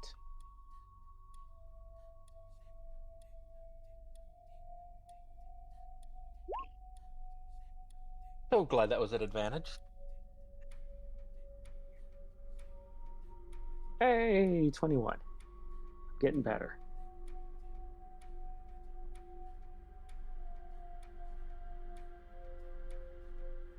Your roll at 10 and 20. Okay. Yeah, that 10 was a 1 on the die. So glad this isn't BG3. Okay. So Mary will follow.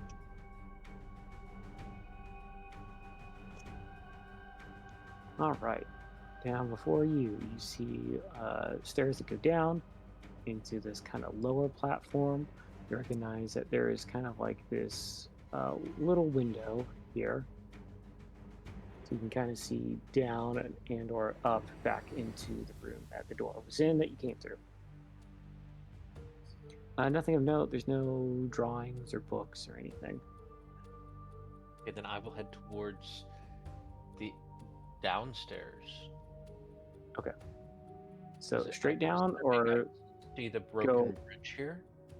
right. So you go down again. It being a ruin, you could jump it. However, as you get to, I'll make the assumption you get kind of close to the edge.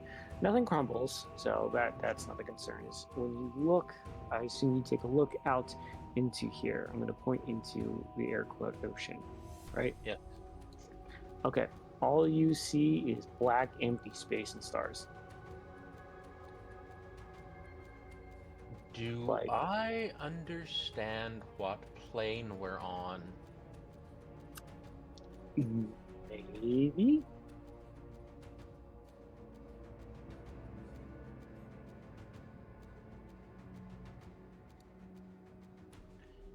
What would I use for planar knowledge?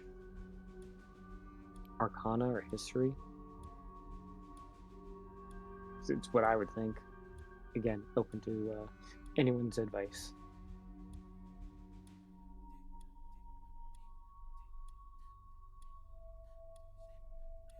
Isn't my best score, but I'll go ahead and go for history.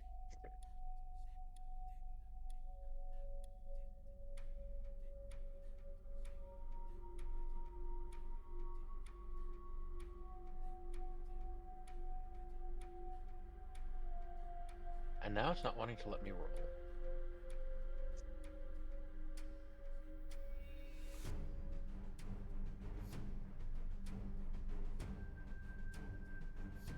You could just tell me. I trust you. Well, it's a +5, and it's just not wanting to let me roll anything. I understand that.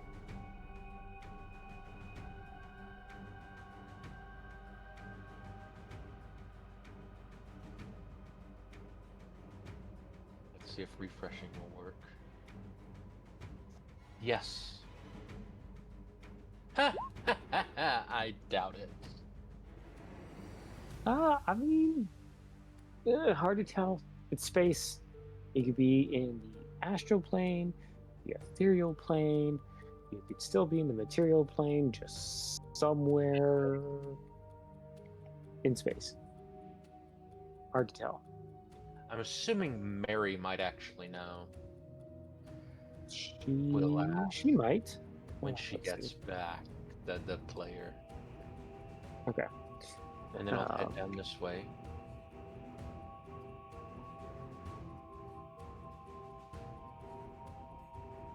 I'll have to wait for you your token because this way doesn't. Are you going due west or are you going due south? Due west. Due west. Okay. Now your token moved for me.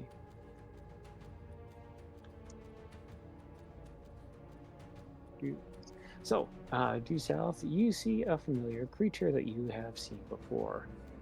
It looks to be a mind witness, which is the illithid infected. Oh man, now I Beholder? holder. I cringe? As it looks like it's not looking at you. It's just kind of sitting there, kind of just levitating in place, perhaps as a guard of sorts. And will carry on going to the west. Okay, carrying on, going to the west.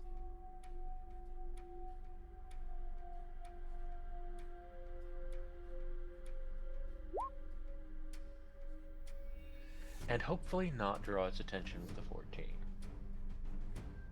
14. No, it's very much just hanging out.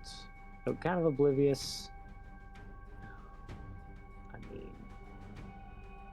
what are the chances someone's going to break into this place, right? So far, you haven't even. You're also not sure how they even got here. Do they know about the secret infinite stair, or is there some other entry exits? You have yet to see anyone leave or enter. But didn't you say it seemed like a ship? It seemed like at first, right? Just because they had their limited viewpoint. It's more like a floating rock in space right now. with an abnormal silence. Luckily, there aren't books everywhere.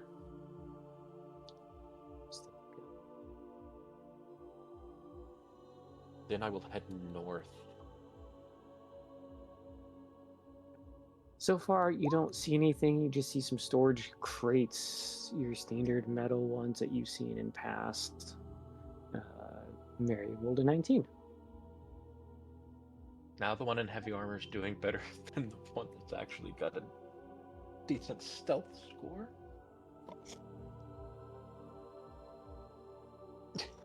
Mary's like, I should not be good at this. It's going a little too well. Right? Like, everyone's waiting for the other shoe to drop. Meanwhile, I'm leaning against the wall on the other side of the door in the staircase, smoking a cigarette, fucking shaking. Can you not say things that can curse this, such as, this is going too well? Can you never say I'm things sorry, like that it's out my loud? character. My brain is there right now. It's what I do.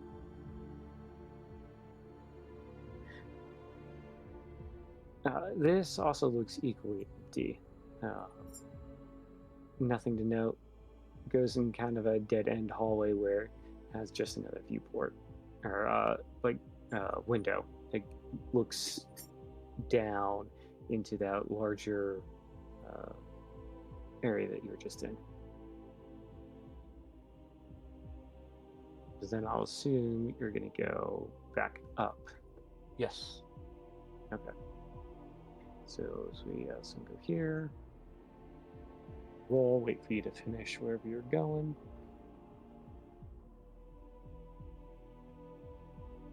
And then back to where we began. I about accidentally rolled a perception check. That would have been too good of a roll. Oh! I will say, before Mary is going to get a little closer just to take a peek, right? As she gets closer, she may feel, but definitely Rosewind will feel, that you get this kind of staticky sense that your spell will get interrupted if you go into that room. Does that make sense? Yep. Possibly an anti-magic field. Like, you're like, I don't know if the person who had the spell casted on him would feel it. Maybe they would. Maybe it feels a little different. Definitely the person that cast it, who's maintaining it, I would feel like as that person got closer, it's kind of like that feeling as you get closer to like an electric magnetic field, like your hair starts to stand up, right? To a point of discharge. So So since you Mary's... kind of... Oh, sorry. Go ahead. I was saying since Mary's kind of dragging me behind, and I would get as close as her, I would probably sense it. Yes. You would as well. And so you feel comfortable where you are now, right? So she might do this whole like put her hand out slightly just to see like how far can I test it? And it's like, okay, so far the line that you're on so far is fine. But now it's like you don't know what it is. It sounds like you have an idea of what it is. No way to prove it yet, other than, I don't know, Leroy Jenkins this, which is not the plan at all. Mary will look to you and see like, oh, she can't see you, so never mind. She'll kind of like... Go ahead. I will lean in very close to where I think her head is and extremely softly whisper, I think it might be an anti-magic field. We very likely would be able to take them. I'm going to guess it's the one with the spell book.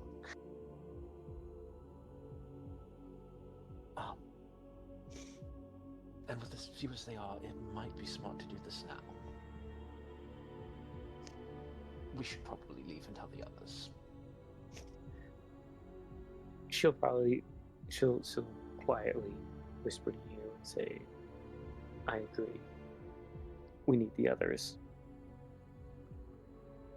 As not knowing what all's in here. I mean, you've seen a few mind flayers, not too terribly worried. They seem to be some of the variants you've run into before, so you have an idea of what their capabilities, attacks, and weapons are. Not sure what the one in the middle though can do. Also not sure like what'll happen if anyone gets into that middle.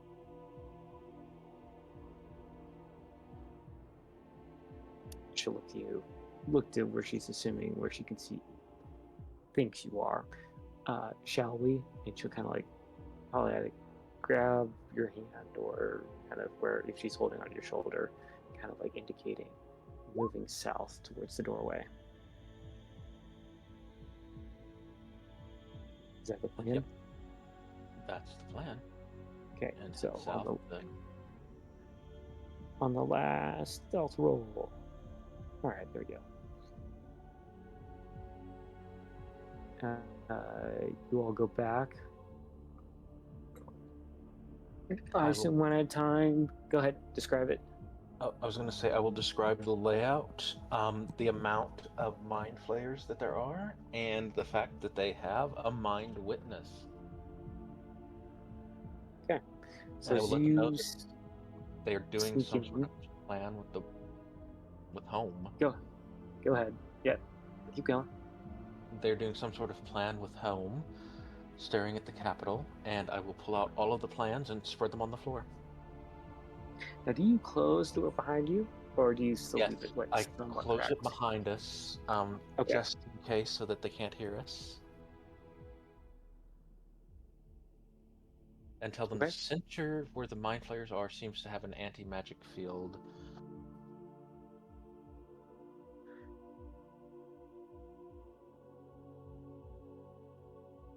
Well, I won't See be. what this view is?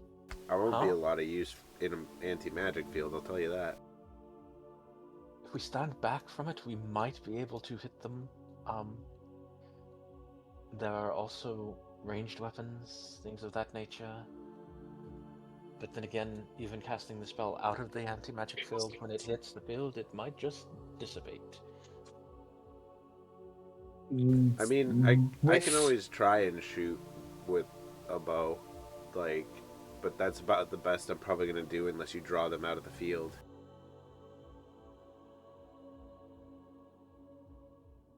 What were you going to say, Flix? Flix will say, so with the knowledge that they have an anti-magic field, our biggest advantage, that's another big advantage on top we know now. So because of the fact that we know they have an anti-magic field, we can use that knowledge to then garner how big of a anti-illithid field we need to create for Mary, because if we get within that I'm not sure how like AoE effects work within an anti-magic field, but for the safest sake, it would be better to have Mary make it at the widest possible with keeping her outside of the anti-magic fields.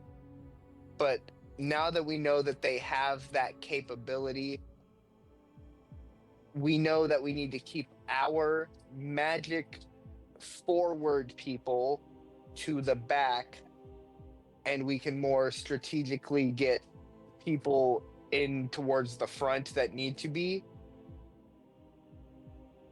And that's honestly all Flix will like. That's a really big strategic advantage. Knowing that they have that at least is a really big advantage for us, because they do not know that we have an anti-illithid barrier. Well, it's not really a barrier. It's just a mind flayer incapacitator.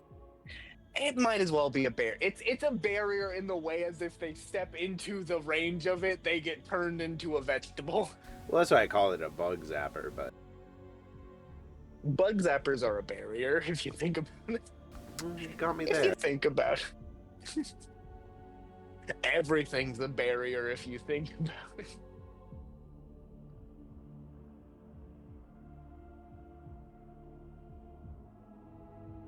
That's all for Flicks.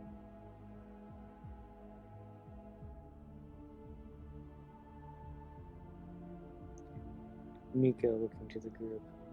So, now what? We go get Eldyn? Come back? Find this place?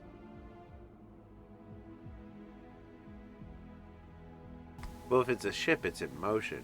And you said that it looked like they were focusing on the capital. There's a good chance that Yes. that's where it's going.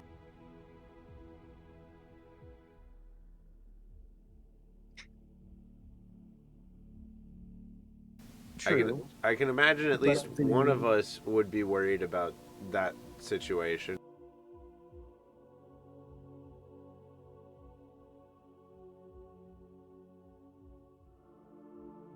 Because that's where his magic pappy is, right?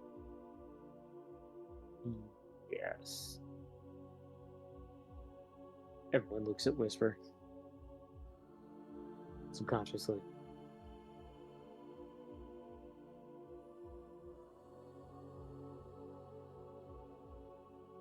We do have a bit of an advantage right now, knowing the layout, knowing where they're stationed at. And it does leave to question, should we prevent at least this group of them from getting to where they want to go? Well, if Eldyn's after this guy, he's got to be bad. That brings up my big question. For both story reasons and me being autistic, wasn't paying attention a lot during the point where they were inside of the people were doing the stealthy thing because my character actually wasn't there. Did they actually see the person we're looking for? We heavily suspect we did. Okay, heavily suspect we saw the person we're looking for. So A given that great we have order. so Flix will hear the idea of like kind of taking advantage of this moment. Flix will feel a bit more confident because they will have relayed, like, they know where the magic jammer is, right?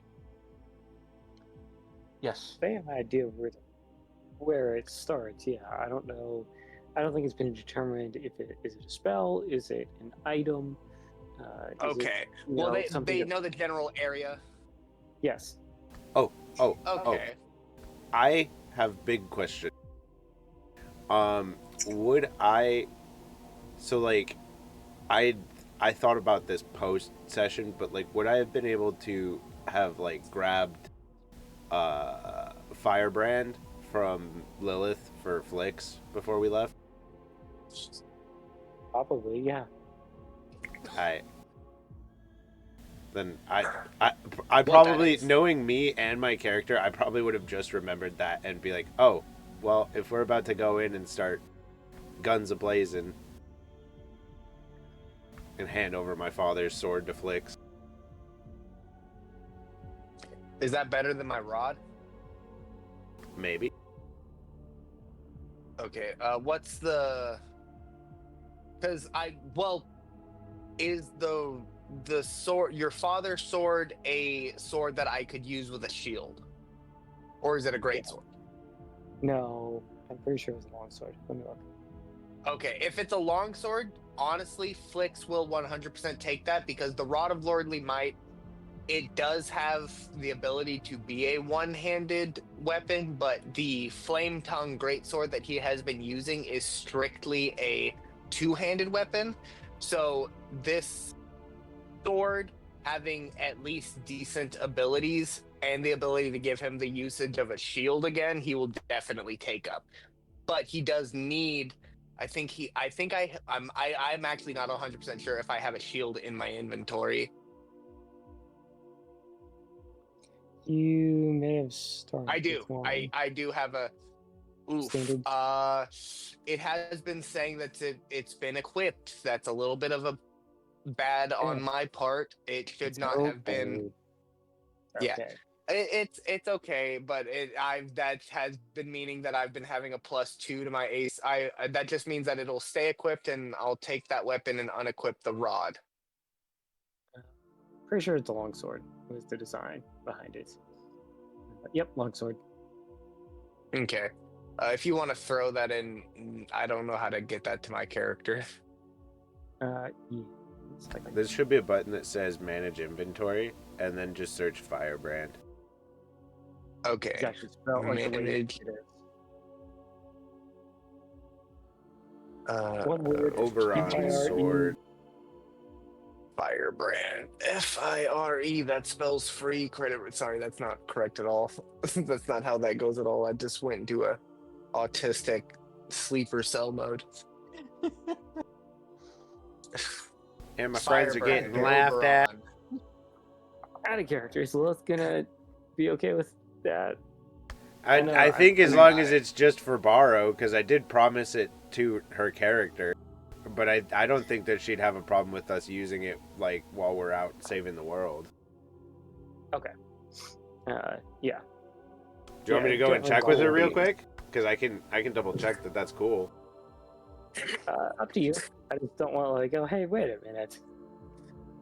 I'm sure that when I hand it over to Flix, I'd be like, okay, and this has to go back to Lilith because it was part of my contract. But like, No, trust me. He's don't break like, it. He has the crown of Oberon as well. Even though he is currently king, he does not think that's going to be his permanently, because he knows that everything's going to eventually become like once everything's settled, people are going to elect, if they choose to elect new people type deal. So like he's fully aware that things that he is being given are not 100% his to keep forever. We're like the Except British for that royalty. adamantine armor, that was a birthday gift. If that They're gets like- taken away from him, he'll cry. They're like relics now. Yeah. The only thing he thinks is his permanently is that armor he got as a birthday gift. If that gets taken away, he may sob. No. Not that.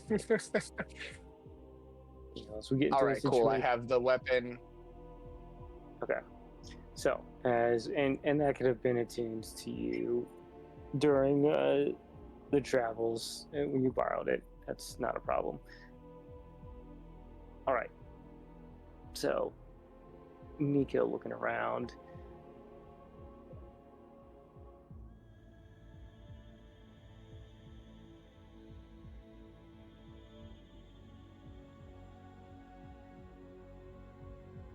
Well, Nico, is your breath attack magical? Let's see.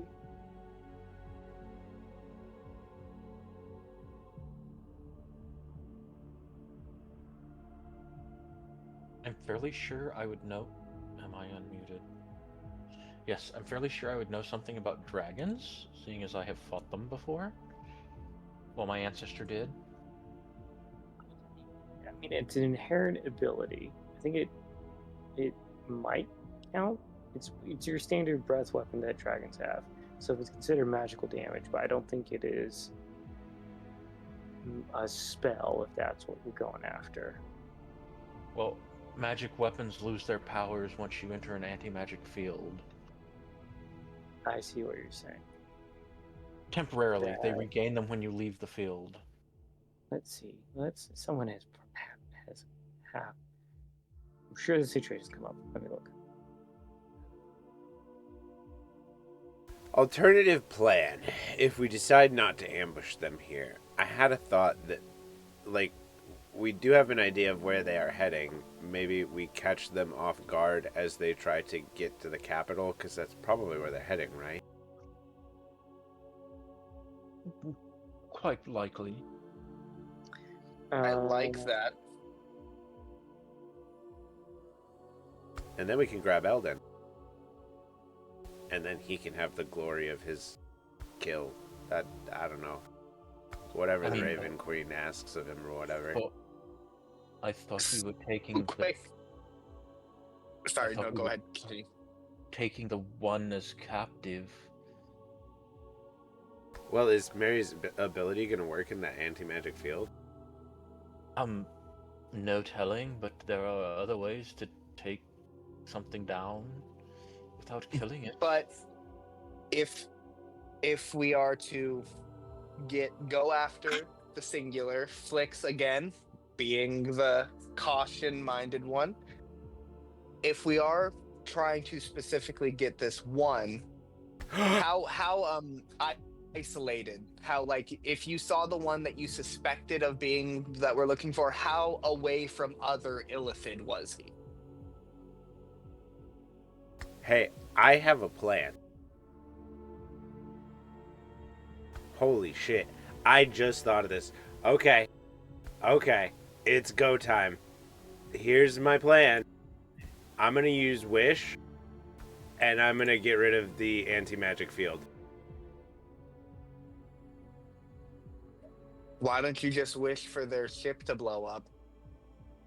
Well, but like, I'm kidding. Sorry. No. Yes. That was out of character. That was 100% out of character. That was not Flix. I'm sorry. That was just me. Intrusive thought came through. I mean, like, that apologize. would really get rid of them, yeah, but like, if we're trying to make sure that Mary's thing works, then we... I love your plan. Please just ignore that I said. Okay. I will spend 20 charges on my Staff of the Feywild to cast Wish. oh boy. All right. And hold on, there's also another part. So, in terms of your question about the dragons, so far everyone says no. It is not affected by the anti-magic field because it is natural and inherent. That actually makes sense. So I imagine I, like, slam the staff, like, the bottom of it on the ground, and it, like, lights up, and then I, like, glow with, like, Fey energy, and I go, I wish for their anti-magic field to be no more.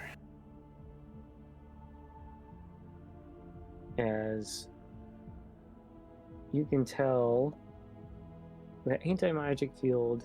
So, one, are you all now back inside this thing? My For head y'all. is inside of it. I've Okay. got the door I mean, I open. assume See. because you still have access to it. I know you haven't closed the door. And I have my before we detect go- magic going. So everything being said, I'm going to assume that we'll need to be inside of the area in order for this witch to be cast. And if that is the case, for the sake of stealth, Flix will drink the potion of invisibility, so that way they can be at stealth, get in there, cast wish, and then rest of the plan. I mean, I could have the door open enough so that she could see it. There's nothing that says that I have to be nearby them. I just have to be, like, specific with my wish. And I would say something along the lines of, I wish that the anti-magic field of the Mind Flayers on the other side of this door in the infinite staircase would no longer have an anti-magic field. Okay. And for you saying door being open, no. Never in any situation is it a good idea for you to keep a interdimensional doorway open so you can just peek through it. If it is not closed, Flix will look at you with stern eyes. Imagine he crack it to check to see if it worked. The field was open after the spell was cast. Then Okay. with detect magic going.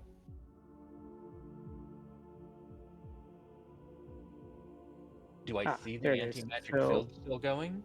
No, hold on. So I was trying to find because there's a con to casting wish, and that was what I was trying to find from a Yeah, you spell. have to be incredibly specific. Well, Otherwise, there's bad happens. Very bad So- happens. everyone usually forgets at the very bottom of wish.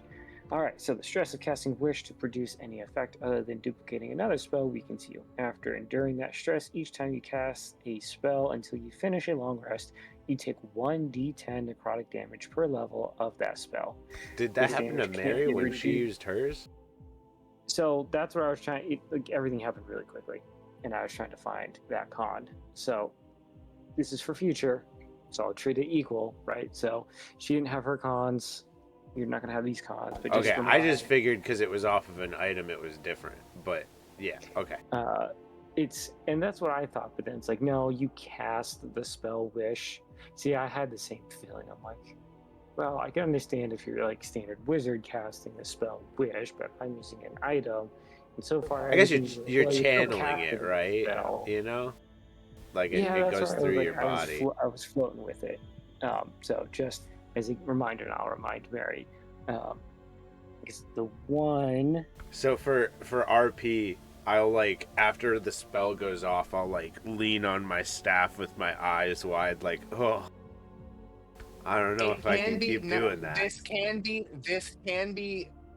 the wish can be, you can rule it and RP it that you are duplicating the effect of a dispel magic. High level dispel magic.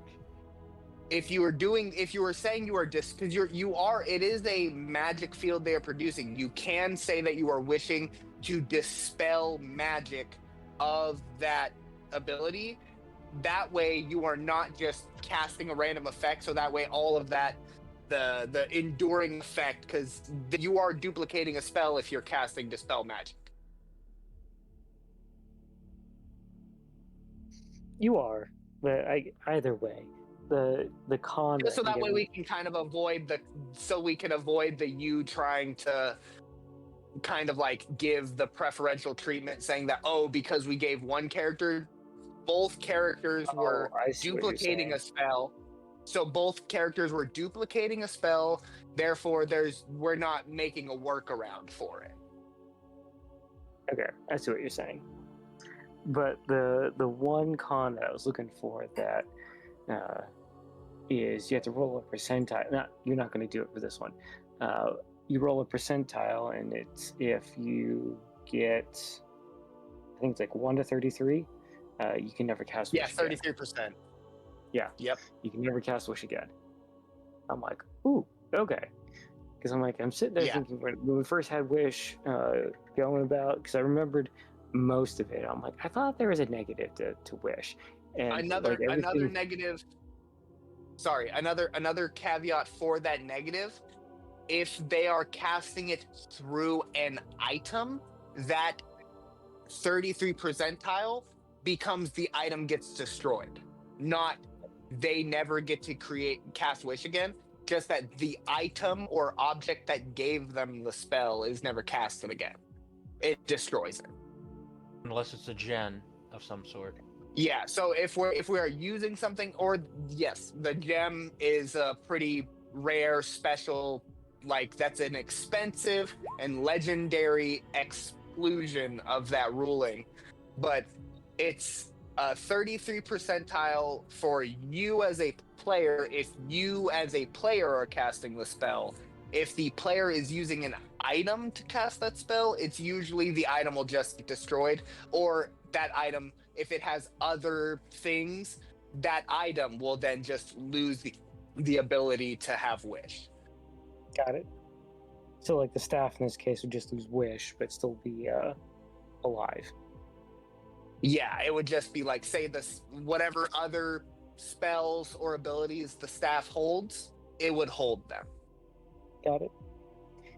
All right, back to where we left off. So as Rosalind casts wish for the first time, I believe, through the staff, dispelling or destroying, removing, however you wish, the anti-magic field. You see this both, and I'm going to go to the map. So, both here at this kind of top intersection, I'm trying to ping. All right. So, there and up on this dais up here at the very top, where that white kind of ghost colored illithid, you see this faint purple energy shield just dissipates. Both of them, they just disappear. And the illithid here at the top just looks around very quietly. Doesn't make a big, oh my gosh, what happened, like someone's invaded. He's very quiet. As I Yes, he see the just- shields dissipate, I immediately pull my head back through the door.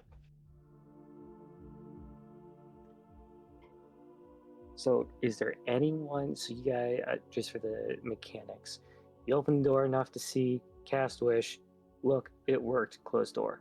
Is that the rough gist of Yes. things? Okay, so as Whisper, as you... Sorry, really quick. Real quick. As we open and check to see if the spell worked, can Flix roll a perception to see if he can identify a, like, just from, like, it's gonna be a kind of a difficult roll because it's just a crack of the door, but he wants to see if he can notice any of the specific illithid in the area that took an effect of their spell being dispelled. Because since the wish was casting a dispel magic, it, like, I'm not sure what the, like, if it would cause a, like, a physical visible reaction, but Flix wants to roll a perception to see if he can identify the one that was casting that spell. Sure. Okay, his perception's a +3. Let's roll it. Would I have potentially seen it with my passive? The reaction or the The reaction. probably. Ooh, Let's see. 14. I mean, that's not bad. So Yeah, it's not horrible. whomever, so it's just the both of you looking to see if the spell went off. Flix, you see only the one illithid here at the top seem to have any sort of what you think would be a reaction, because it's, you would think immediately as soon as someone, a wizard or a caster's spell gets dispelled, they're going to freak out, right? No one is freaking out, at least you can tell. All you see, both of you see this as the one who had their back facing back to you just starts to turn around. Urius, you'll see with your perception, for like a better purpose, their right eyebrow is raised curiously as they're looking around very methodically. As you're closing the door, you see them, like, you're unsure if they, like, saw you for a brief small second. They don't yell, like, you don't see, or no one rushes over to you. It's just, not sure if they caught you. So they looked pissed as they... given... Sorry. Go ahead. Finish.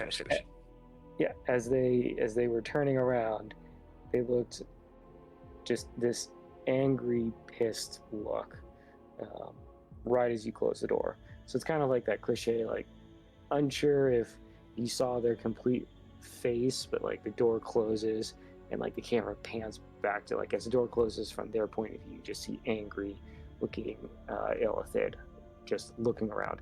The other two that were at the console, they don't seem to have noticed immediately because they were too busy with whatever they're working on. Okay, go ahead, So Flix.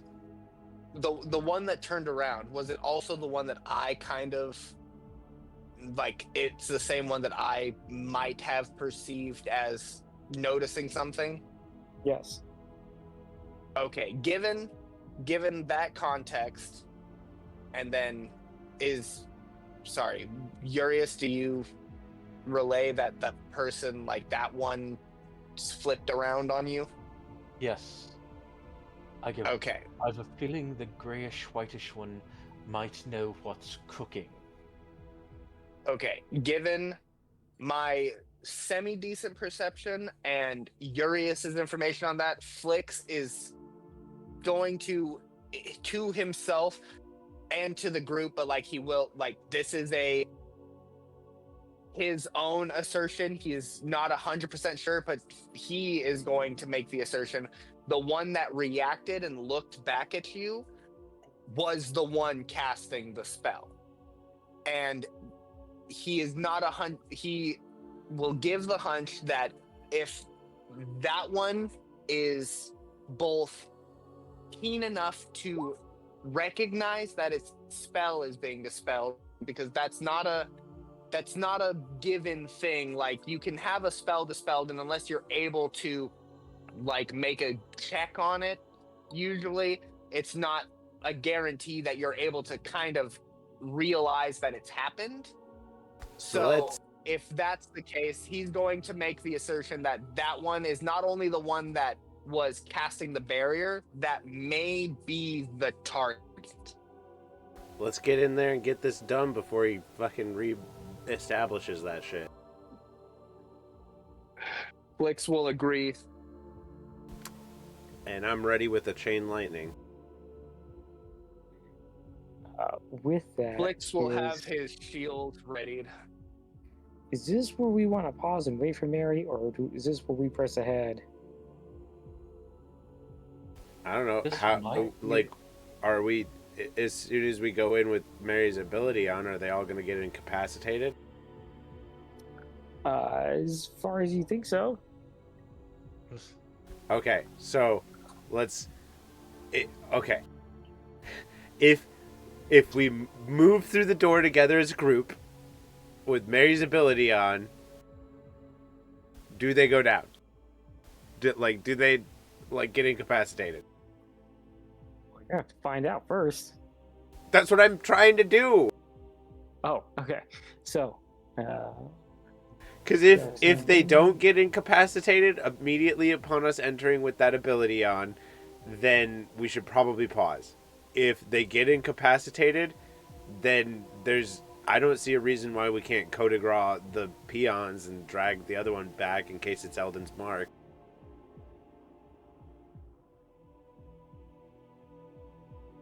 It makes a good.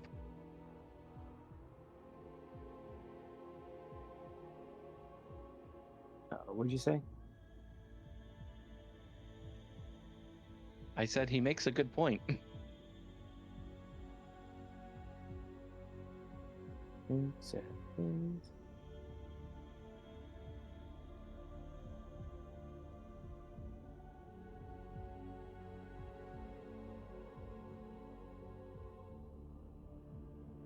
Oh, sorry, my bad. She makes a good point.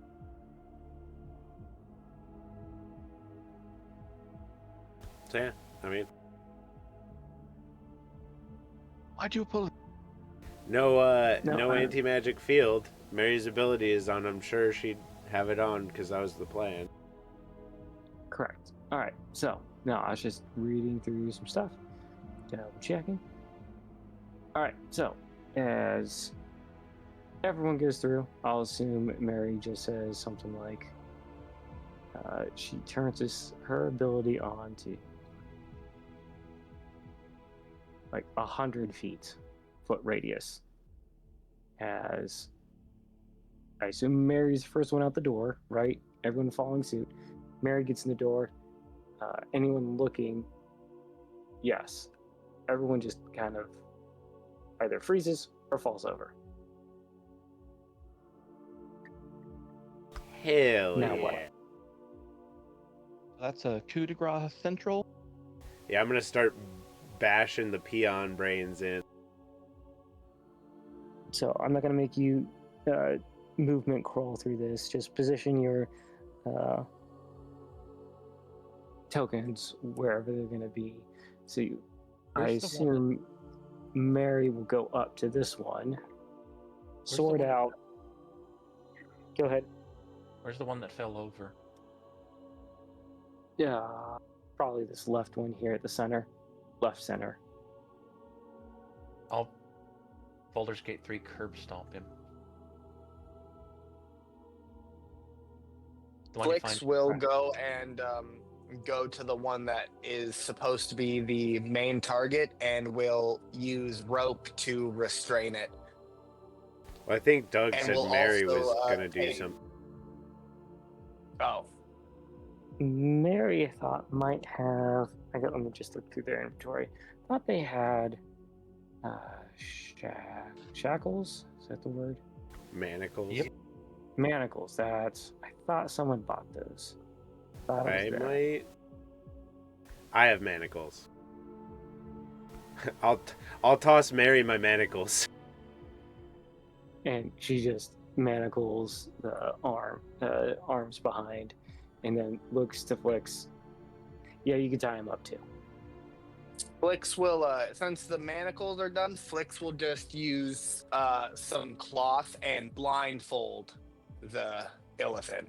Nah, hog tie his ass. We don't want him doing some fucking bullshit. Okay, he'll be manacled and hogtied. He'll make sure each of his feet tentacles are individually wrapped up as well. He's just gonna do the full 9 yards, but then he's also gonna blindfold. His main thing was he wanted to blindfold the elephant because if it can see, it can cast certain things. So he just And- wants to make sure that there's all avenues of wrong are covered. So I beat the heck out of this one over here, and then is it wearing socks? No, I don't think so. I don't think they wear shoes. They levitate. they don't have legs. They don't have legs. They have tentacles. Hmm. They I have don't like legs. that. They're clawed legs. Well, It depending on depends the on which- elephant. Yeah, I was gonna say. I'm gonna take a Hands. spare sock out of my bag that's probably extra grody and shove it in the main guy's mouth. Beak thing. All right, it's a gag. I like it. No verbal components either. Verbal, visual, semantic. Its whole shit is just. We can't even question whether or not this is really the one. We're just going off of. I start we're tying his- kidnapping this elephant. I start tying his face tentacles together too, This like tentacle to tentacle. Could we take Like it? in a knot, right? for Yeah. kicks and giggles. I want to see for anyone tying or restraining. Make your survival check. I think is what they use for tying. I just want to see how well you Swag. tie. I'm just curious. Okay, Obviously, they're restrained survival. with manacles. This is more for how. Do we have advantage because we're working on an incapacitated target? Yes. Should we take Good. That was a Yeah. bad roll. Should we Not take necessarily a bad. This isn't going to be like, oh, you tied it like really. His tentacles are fucking Totally. stuck together now. It's like I more got a like, 30-20. okay, so everything it's like the difference between a like random person tying a knot, someone like a sailor trained to tie knots. Like there's a difference. You could just tell. Like you got nice, neat, like it's a functional, like it's an actual knot versus just throwing some loops together and like just fuck it, it looks good enough, right? Just kind of that look. Everything actually looks nice, doesn't look shoddy. It's like the difference between the gag completely surrounding the mouth versus just mostly shoved in someone's mouth and maybe it partly hanging out, right? There's just that difference in how you can find the prisoner. This totally looks like out of a scene out of a different type of a dungeon right now. You're all tying one person up in all sorts of different ways. So, this illithid is just all sorts of tied up and gagged. Now what? And incapacitated. I assume take Mary, along with someone else, is going to take him out of here. Should we take out the mind observer real quick? Or the mind witness, whichever one is called. The mind Is it- witness. Is it incapacitated? I'm about to Don't ask. know. That's a very important question. Don't So- know, but they're not terribly strong, as I remember. So, it should be illithid base, and I'm pretty sure that's how we worded. Yeah, but double check. Now, I wrote this, but I think we wrote it in. Right, so if it's considered an illithid creature, which that is, so that would go for your the little tadpoles to any flavored illithid, is the idea. So since while it was a beholder, it was infected, thus part illithid, so the ability applies to it as well. Pinata. So it's just like frozen in place. Staff bunking time. So you can either leave it be or you can go demolish it. Party Bap, bap, choice. bap, bap, bap, bap, bap, bap, bap, bap. So as Flicker goes over there and just starts wailing on it, eye stalks coming off.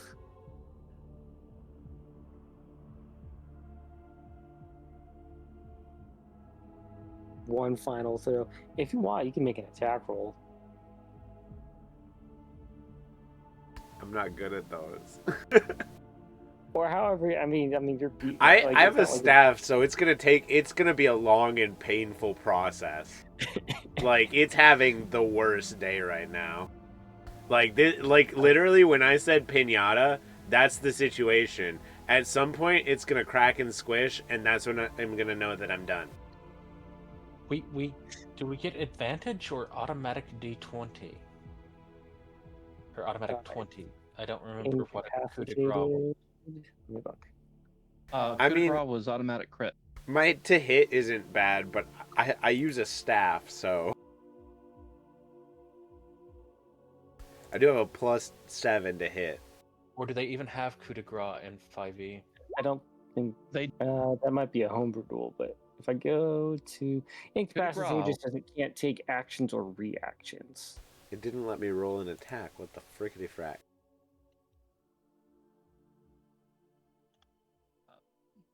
I'll do my other one. That one worked. There we go. Yeah, It that's was- my to hit. It was added in Von Richten, it looks like. Yeah, that's.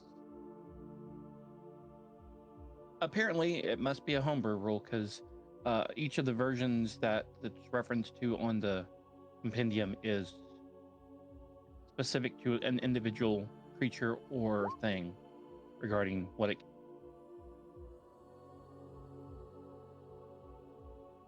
See, it's gonna take a long time, but I sit there and I do that over and over again until it dies.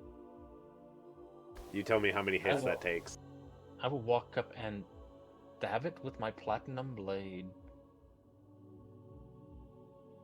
Oh, come on, that was cathartic. You can keep beating it after it's dead. It's not the same. It's squishier. It makes better splot noises. I'll like whisk my staff in Urias's direction so that the blood that's on it splashes on him. Okay.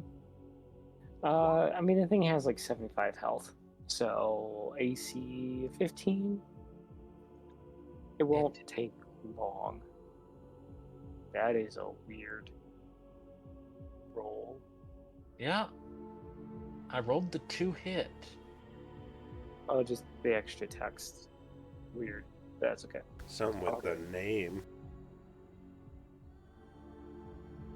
Probably is the plugin more than anything. Yeah, just probably being weird. As you all go.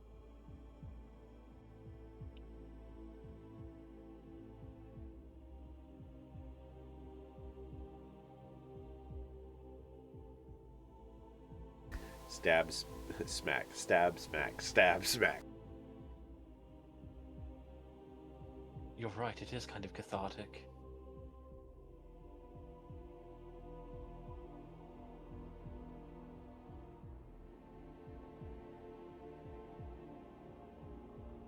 You're playing Waka Beholder and I'm playing Pincushion.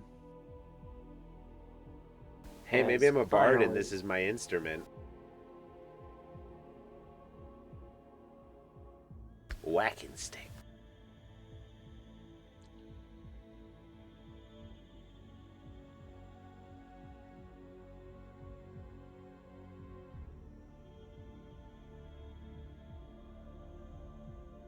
But I guess after we have the guy tied up and everything else fucking dealt with, like, as soon as everything's dead, I'd probably look around for information, items of value. So other than the cliche laser pistols that they have on them, no source of money. There's some books. Well, I mean, the one that you have all tied up has that very intricately engraved. It's like this all black metal book that has purple pages, locked, obviously. And yes, he has the key. You can kind of see it, the key around his neck.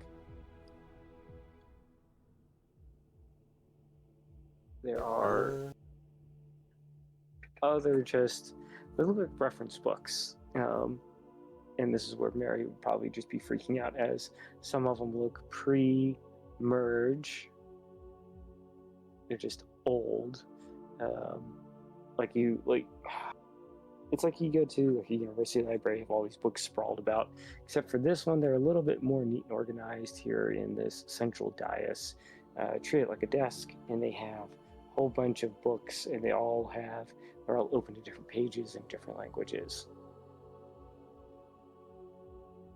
And then some more hand-drawn images or maps, again, all focused on the capital city of Altruix. Well, I mean, we got Eldyn's guy, hopefully. And it definitely looks like they're plotting something with the capital, and who knows if this was the only, like, thing on course to do that?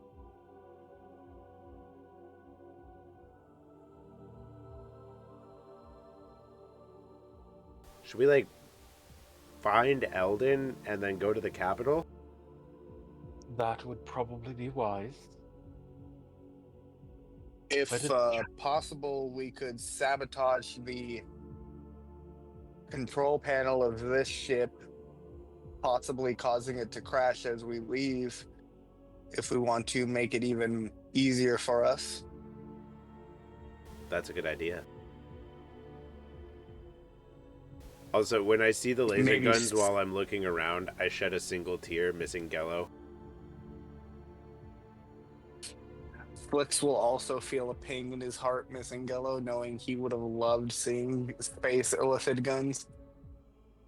Just the same creepy illithid guns. He could have blown up so many things. Speaking of blowing up, does anybody have any sort of thing that we could use as a delayed explosive? Because that would also be good, just blowing up the control panel. You could stand by the door and I could firebolt the shit out of it. I didn't use any of the bombs in the attack at the city. I have 3 bombs. All right, we could set the 3 bombs at the control panel and I also get out of here have- and then boop. I'm gonna just start. I have a flask of oil. I'm gonna throw the oil all over the fucking control panel. I'll set my 3 bombs on it. Okay. Remove I have that. a delayed blast fireball.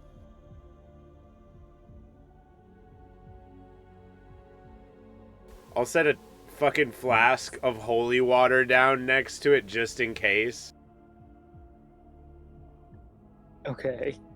So we got holy water getting set up, oil, 3 bombs. And then delayed fireball. Yes, and I can hit all the way up here with it. It's 150 feet. Cool. We'll take the main guy that we need, get him to the doorway. We'll all get out the doorway and then make sure that at least people are like Mary is near the doorway as well to make sure that the illithid barrier is still up, and then Urias will cast the delayed explosion and then everyone else get out and we peek through the door and see if it goes down as the I think I can also 100 feet. Yeah, I can. As I'm going out the door, I'm gonna shoot a lightning bolt at it too. And I point my finger up towards the front of the ship.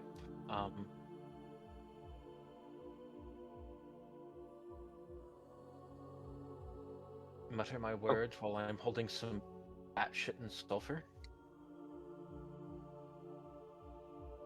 And Flicks for shits and giggles is going to enlarge one of the bombs. Okay. and as So, go ahead. And as I do, a bead, a small red bead shoots from my finger towards the front of the ship.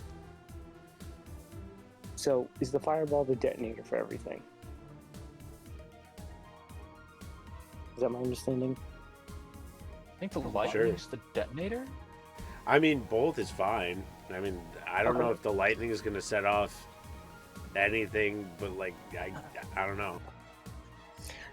Well, you can both roll your spell's damage. Who doesn't like what it does? Even if they're digital.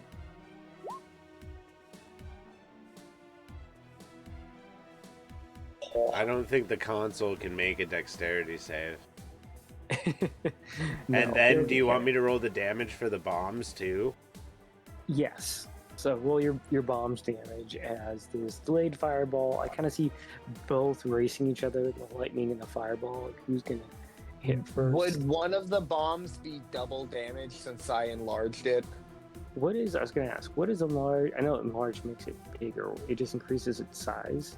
So the target size is doubled in all dimensions. Its weight is multiplied by 8. This growth increases its size by one category from medium to large, small to medium, etc. For example, if there isn't enough room for the target to double its size, the creature or object attains the maximum possible size in the space available. And since it's not a creature, it doesn't gain advantage on strength checks or saving throws. So you said that the weight though grows by 8. So if the bombs are probably considered small, probably technically tiny, but we'll go small, right? They can go, but they could in theory go up to large. Yeah, And so but my this would just question- take them up to medium. This would take Okay. them from a small to a medium size.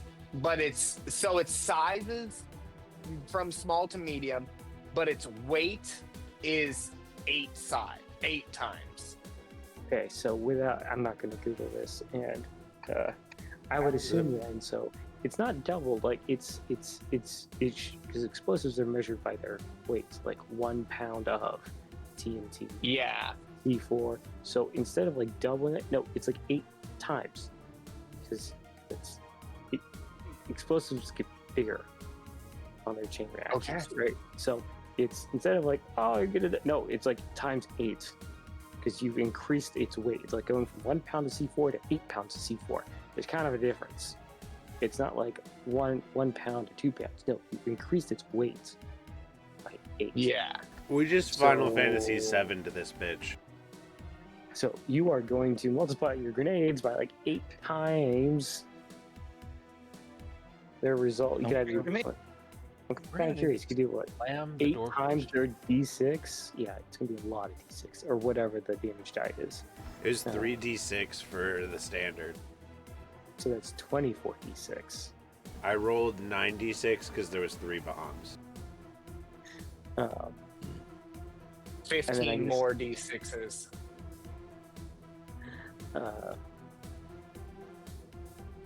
So if you want to roll a bunch of dice, have at it. It would be 20, Sure, I 30, mean, if I can- 40. But you said so it makes the 15. one bomb. What did you say? 24. Yes, because So then I've only rolled 3 of that one bomb, so it would be Okay. 21. Okay, yeah. 21 more d6s. Yay.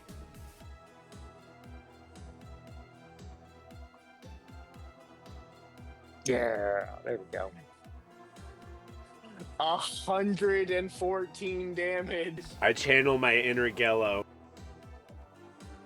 As Me and you both in memory of Gelo. as everything goes off, you just see the console get obliterated with this huge crater where they were standing up top. That is all craterified, and you see in the surrounding kind of this black void area, right? So instead of hurtling, anyone that looked out to the side would notice that the stars and lights were going from front to back. Now they're going from top to bottom, indicating that they are just hurtling, and everything just starts collapsing. Instead of collapsing outward, it's all seemingly collapsing inward. So who's the last one out and who's shutting the door? I shed a tear as I look back at our handiwork and shut the door. As you shut the door, you feel and hear all this rubble and stone behind the door. And you see how once the door was kind of had that like purple hue backlight, it's just gone.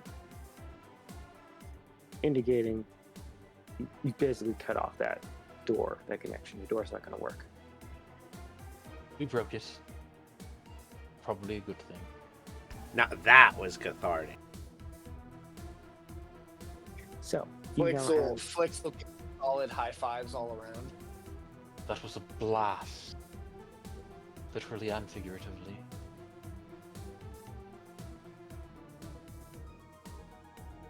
I'm gonna lean down into our fucking barely conscious illithid friend's ear hole. He's got squid head, and I'm gonna be like, "It's time to go see Eldyn."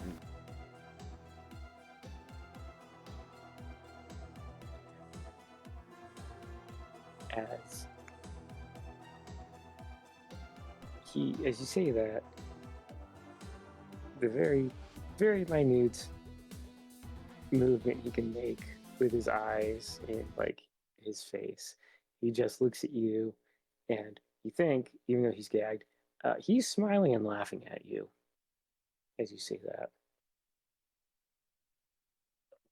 Funnily enough, those are two things he can do while incapacitated: is smile and laugh.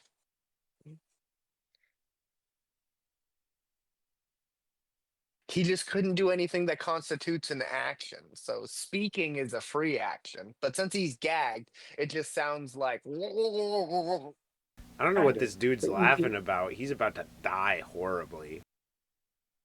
Yeah, I don't know what he's laughing about. He's about to be sent to the Fungin. Meet the Raven Queen. As you say that out loud about the Raven Queen, his laughing gets comparatively more intense. Like, this is all a joke right now. Like, he is not at all terrified. Which is kind of the odd, weird, not reaction you would expect out of anyone, given the circumstances and about Eldyn. So that seems oddly concerning. Alright, like, we better fucking find his ass quick. Somebody knock him out, please. Yeah. We have. So, being the military personnel person that I am, would I be aware of any holding cells within the capital that are meant specifically for magically inclined, possibly even illicit creatures that has like a negating ability for anything that they might do? Yes. So the capital, and this is and this would be free knowledge for anyone that spent time, right, who had any sort of academic education, um, even to include in the Pharaoh, right? So Altruix, when it was formed, and because of the merge, there were a lot of new magical creatures. So at some point, the capital technologically evolved and began having more and more secure cells to the point where allegedly, and from your military background, you can kind of confirm that there is like an entire dedicated block that just cuts off uh, the magic. Like each cell is individually lined and protected, and then the whole floor itself is like cut off and protected. Right? So you got protection Okay. for protections. Like it exists because uh, the capitals where a lot of the cases or the uh, justice would be dispensed against those, and most were against either magical creatures or casters, and so they needed some way to hold them without having to worry about a jailbreak. And so, All right. yes, there is like a supermax prison in the center of the capital. Awesome. So Flicks, this is going to be specific. This is all going to be for the effect of kind of like trying to put some fear into like this guy's being cocky. This Illithid's being real cocky right now, and Flicks kind of wants to put a kibosh on that. He kind of wants to put a stop to that. So Flicks is going to just you laugh now. You think yourself to be in some sort of advantageous position, but we're going to take you to a place that none of your magics will ever reach anybody that could possibly help you. And we have magics on our side that your kind have struggled to deal with for generations. We've seen your people have to go to extremes just to deal with them. And I'm sure that you would love to have to deal with them inside of this prison. And it's a little bit of a bluff, but also because of the fact that now that we have a working relationship with dragons, Flix is kind of gonna subtly play that hand like, oh, your people struggle to deal with mental fortitude when it comes to dragons. Like, we've got an in with them now. Yeah. Stop playing his games though. Knock his ass out. Okay. But Flitz will roll this Before that, intimidation and then knock him out. before that, could I pull out the laser pistol that I was given and shoot a hand? Wait, his hands are tied behind his back. Never mind, that wouldn't work. Yeah. He's also blind, so he wouldn't see this coming, and it would just be a like him be like, "What the fuck's going on?" Shoot him in the ass.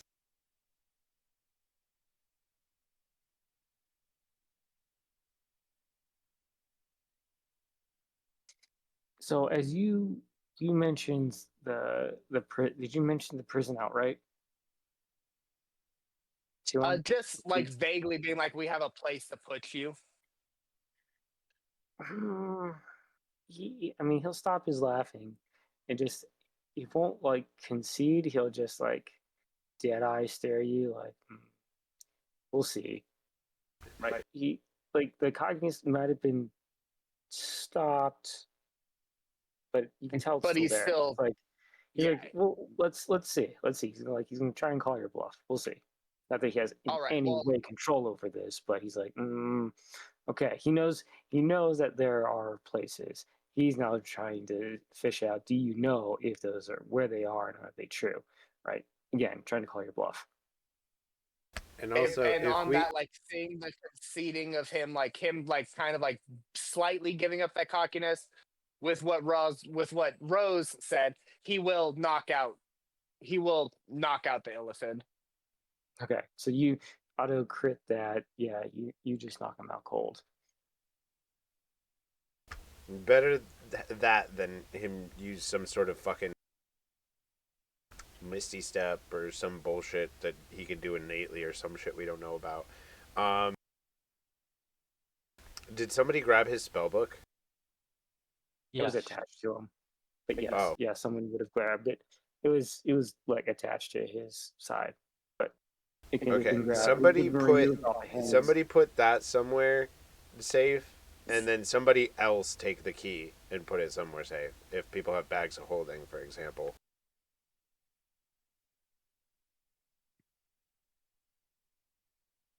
No one? Cool. I'll Flix will take the key. Oh, I'll take the book then. Okay.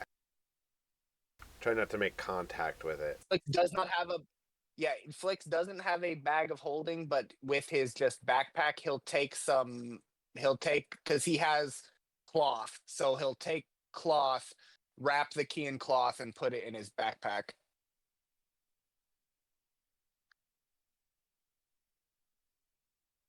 Yeah, That maybe works. wrap the book up too. Oh, there's already a Mind Flayer spellbook. That's a different spell book. I'll have to make another item. You're just collecting trophies. I'll just put spellbook in then. In my backpack for now, and make a note that it's Illithid spellbook. Eldyn's Marks spellbook.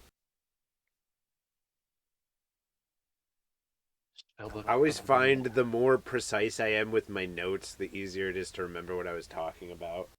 Because I'll make a note like that, and then I'll be like, "What Illithid?" Like 2 months later. Okay, how does Eldyn spell his name? ELYDN or ELDYN. Because I about spelled it as in the video game. That Well, is I mean- that is how we introduced the character, Eldyn, like the ring.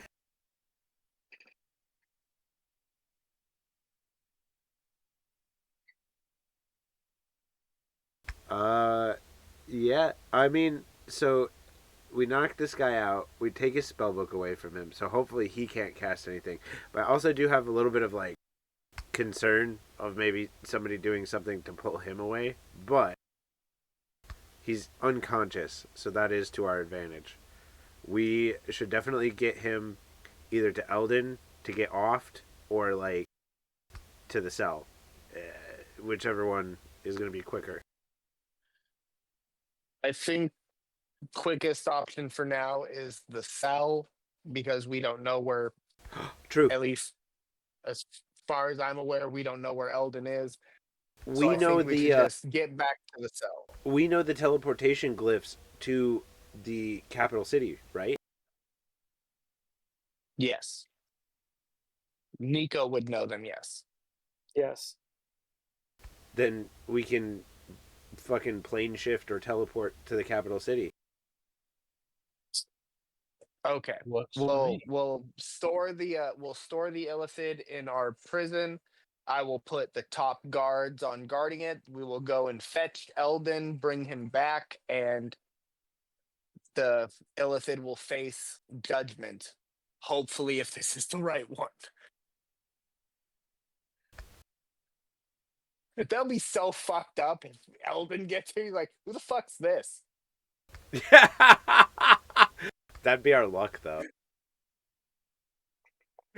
Like Flix would like no expression on his face, decapitate the Illithid. Just be like, fucking, are you serious? Like, Bro, we thought we were helping.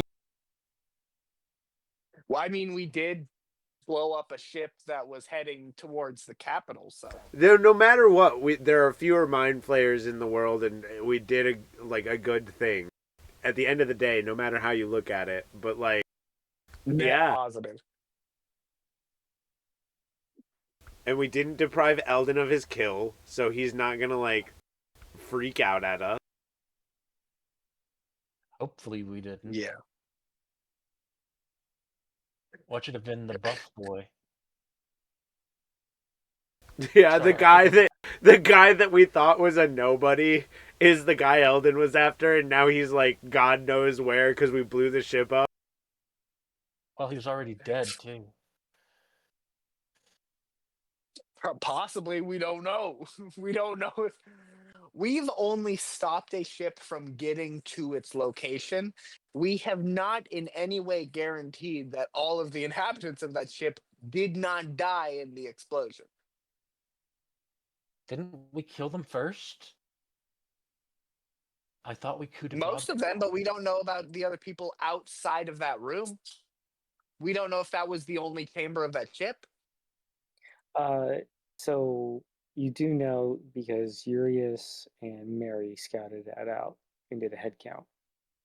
So you killed everyone that they found, other than Well, God has confirmed that we killed everyone on that ship, so we've killed everyone. God. I like it. Hey, I get. Uh, A you feel voice has fairly confirmed.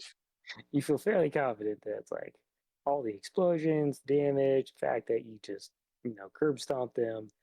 Feel pretty Incapacitated them sure. before we did all of that. Potentially created a black hole.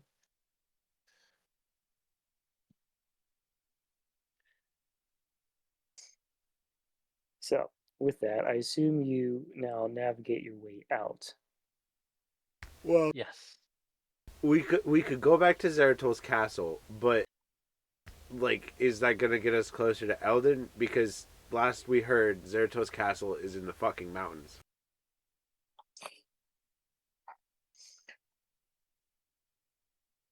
Well, I'm sure Lord Zeratul would know exactly what place we could take this thing to. True, true. Well, I don't want to rule out going to the capital, just to like, cause like that sounds like our best bet. But like, yeah. I did Zeratul say he didn't know where Eldyn was? I think I don't we recall if he was asked. directly asked. Was he asked? I thought so.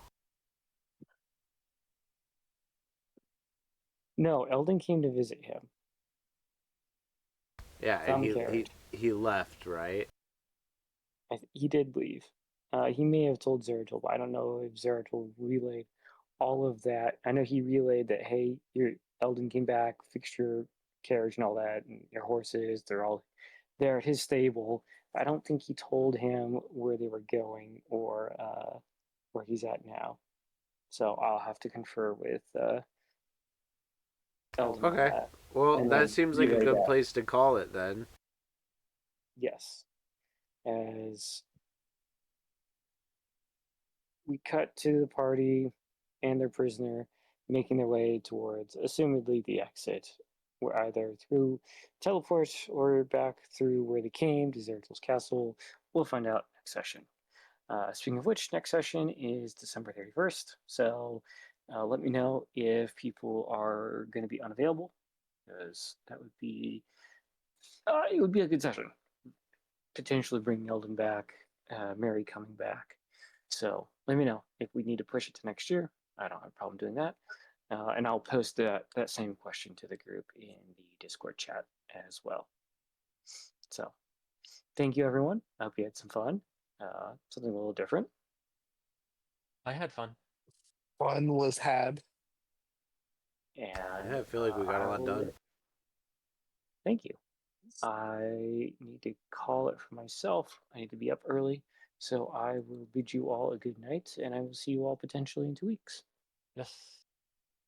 Sounds night. good. Good night. Alrighty.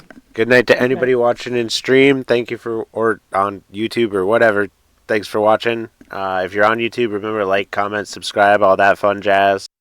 Come watch us on stream where you can donate viewer reward points to affect things happening in Altruix and in OGAG. But have a good one until we see you next time.